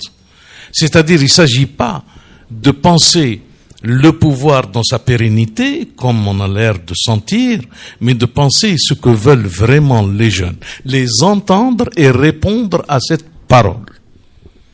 À cette parole, c'est-à-dire pas des discours avec des bouts de papier comme ça, avec des orientations. يخرج واحد يهضر فران carrément الخوا واش راح نديرو, et que ça soit clair dans la langue des gens et que la communication soit très très forte. Sinon on s'en sort pas. لو كان نقعدوا هكا كل واحد مخبي derrière ses barreaux, l'autre متخبي بالزنقه تاعو. Jusqu'à quand? انا عندي زنقتي وانت عندك الجيش ولا عندك الوسمو. Mais il faut trouver vite une solution. Et je pense qu'il y a des compétences dans le pouvoir, des gens qui ont quand même... Ce pays-là tient. Il n'est pas démoli. Il n'est pas complet. Il tient pour qu'on puisse aller vers quelque chose, mais non qu'on a conscience qu'on doit aller vers quelque chose. Adam Akan. J'ai un truc. Ah, pardon. Tiens, on va... À qui tu... Vas-y. Bon, moi je ne ferai pas de pronostic. L'histoire, c'est l'histoire. Il faut la vivre, il faut l'assumer et tout. Je vais vous dire une chose, mais vraiment sans prétention. Ne le prenez pas. Mais moi, j'ai pas été étonné par ce qui s'est produit. Je m'y attendais depuis belle lurette. Et je suis pour rien dans le déclenchement des trigots chaos. Mais je vous le dis. Non, mais sincèrement, je pensais que ça allait arriver. Il y avait des signes qui étaient là, qui étaient patents, je veux dire, probants. Et je m'étonne même que nos responsables, enfin les anciens responsables, aient été à ce point aveugles. Il faut croire que le pouvoir reste comment dire, la drogue la plus puissante au monde. C'est plus que le LSD ou là, je sais pas. Et qu'il n'ait pas vu des signes, mais d'une évidence. Non, je te parle de ça. Mais dans les stades, moi je me marre quand je lis les... Non, mais depuis quand... Attends, excuse-moi, cher ami. Mais depuis quand le truc des stades, les gens en parlent récemment. Mais... 2 ans. Depuis quand ça existe? Je vous dis quelque chose. Ça remonte au siècle dernier. Moi, j'allais au stade, je supporte le club un club, je dirais pas lequel, mais j'allais et j'entendais j'entendais, et il y avait déjà des chants, il y avait des choses. Mais là, il y a eu une accumulation. Et il y a eu même quelque chose de l'ordre de la psychanalyse aussi. Parce que quand un chef de l'État, quelque part, incarne le père, même quand on l'aime pas, mais c'est le père. Regarde, on a un père. Mais quand ils l'ont vu amoindri et tout, y compris des gens qui le supportaient, n'ont pas supporté cette image. Et il y a eu des ruptures, sans compter toutes les décisions économiques, sociales et tout qui ont abouti à ce résultat. Qu'est-ce que ça va devenir? Je ne peux pas le dire. Ce que je peux dire, c'est comme c'est porté par une génération, que cette génération représente plus de 75% de la population. C'est-à-dire, on peut même plus parler de peuple. de jeunesse, je veux dire. Le peuple, c'est la jeunesse. À l'époque, quand vous prenez ce qu'on appelle les pyramides démographiques, c'est par lesquelles on représente les générations. Alors tu prends celle de je sais pas combien de pays, c'est des pyramides. Tana, c'est pas une pyramide, c'est une dune, sur laquelle il y a une petite pointe. Et d'ailleurs, je suis malheureux, moi, je suis rentré dans la pointe. Je suis dans la petite pointe, t'as une dune, il faut penser à ça. Et vous avez chaque année, depuis 3 ans, 1 million de naissances sur le territoire, qui va donc accroître la dune. Ça veut dire que cette jeunesse-là, moi je pense que cette jeunesse-là, elle ne va jamais plus accepter de passer à un régime autoritaire et tout. Ça, je sais que, comme je savais, c'est beaucoup dire, comme je sentais qu'il se produirait quelque chose, je sens qu'ils n'accepteront plus jamais de se soumettre. C'est une nouvelle génération avec d'autres paradigmes, d'autres. On peut quand même dire que finalement l'histoire façonne les comportements. Là, c'est ce qu'on est en train de vivre. Là, on vit. Ouais. Là, ce sont plutôt les individus qui sont en train de façonner l'histoire, plutôt. Et moi, je suis très confiante parce que quoi qu'il arrive, il y a un avant et un après. Les choses ne seront plus jamais les mêmes, quel que soit ce qui peut arriver ensuite. Et non, je l'avais pas du tout senti, moi. Je pense que Hagarna la jeunesse, on les a un peu limite méprisés. Oui, aussi. Oui, bien sûr. Oui, mais quand même, c'est parti beaucoup d'un mouvement. Non, moi je pense que الحكومة كانت تكذب على روحها. كانوا شايفين وكذبوا على روحهم. C'est-à-dire, ça n'arrivera pas. Non, c'est-à-dire que ça a tellement marché jusqu'à présent que bon, voilà quoi, il y avait aucune raison que la temporalité, exact, absolument. C'est-à-dire, à un moment, il y a une maturation qui se fait et qui fait que voilà. À un autre moment, c'est-à-dire, moi, je pense qu'on fait du mieux qu'on peut avec les données qu'on a à un moment. Parce que, oui, pardon. Ce que je voudrais dire aussi, c'est qu'il faut observer sa société. Et il faut se débarrasser de concepts qu'on a appris soit dans les médias, soit à l'université, qu'on reproduit de manière... Dernièrement, je me suis amusé, j'ai essayé, je ne me suis pas amusé, c'était du boulot, de faire, c'est paru vendredi dernier, une tentative de lexique, j'ai appelé ça. J'ai pris 64 mots et j'ai essayé. Mais je me suis cassé la tête parce que je me suis rendu compte que tout ce que j'ai appris dans les bouquins et tout, fallait que je le reconsidère ou que je revienne à l'origine des mots.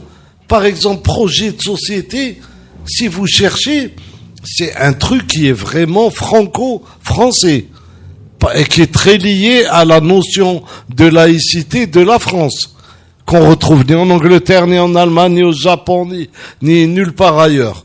Et projet de société, moi, ça, quand je vois des amis ou collègues, ils me disent il faut un projet de société, je leur dis mais mes amis, vous êtes fous, quoi.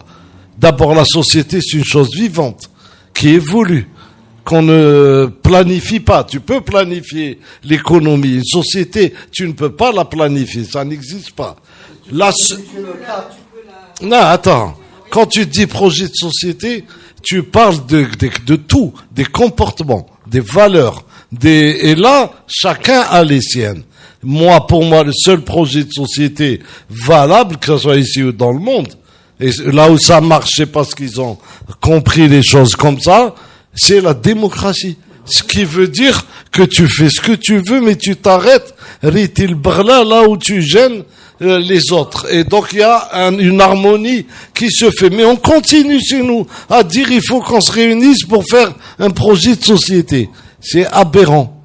Et il faut revoir aussi certaines façons de... Par exemple, moi, je me suis battu beaucoup avec des amis, même sur les femmes voilées. Moi, je leur disais, je m'excuse, en Algérie, elles jouent un rôle parfois d'avant-garde dans la prise de position par les femmes, d'espace, de métier, évidemment, quand une fille habite dans un quartier populaire et qu'elle doit échanger 60 cm² de tissu contre une carrière et sa vie, elle n'a pas le choix. Mais ce qui est aberrant, c'est que chez certains intellectuels, on a eu des comportements à l'égard de ces filles qui est aberrant, qui sont aberrants, je veux dire. C'est tout un sujet, ça aussi. En tout cas, je vous remercie infiniment. C'était super. Pour ma part, je pense que, voilà, je sais pas, j'espère que vous avez apprécié. Merci beaucoup. Alors, actualité oblige, voilà, la pièce de Slimane Ben Aïssa, 27, 28, 29 mai au Palais de la Culture. Voilà, donc on sera encore fait Ramadan. Et puis, passer l'information. Et puis, les coups fins de l'équinoxe, donc d'Amaziane Farhani aux éditions Chiheb, que vous pouvez trouver dans toutes les librairies. Il faut qu'on arrête. Voilà, vraiment très court. Je vais vous lire un petit truc très rapide. Alors, on entend ça sera le mot de la fin. Alors, on voyait des pierres, des branches et parfois des animaux emportés à grande vitesse par la vague. Certains présentent psalmodier des versets, leur litanie à peine perceptible dans le grondement cosmique. Quelqu'un me tenait le coude et le serrait à me faire mal. J'aurais voulu m'en débarrasser, mais j'étais hypnotisé par le spectacle. Le prophète Moïse aurait pu apparaître là, devant moi, sans que je m'en étonne. La grandeur fascinante et mortelle de ce déferlement autorisait tous les fantasmes. Rien n'est plus mythique que la nature en colère. Et tout cela cessa après 10 ou 15 minutes qui charriaient une année d'émotions. La crue poursuivit sa folle course dans la vallée, s'amenuisant aussi rapidement, laissant des serpentins d'eau épouser en mourant les crevasses du lit de l'Oued. Quelques flaques demeuraient, vite aspirées par le sol moelleux. Au fond, la route avait disparu, couverte d'une lourde boue brillante. Je sentais avec une perception précise le corps de mes semblables, aussi ankylosé que le mien. Nous sommes aussi inconstants que les oueds de notre pays, invisibles d'ordinaire et imprévisibles en leur surgissement, capables de longues absences dociles avant de débouler en fureur irrésistible.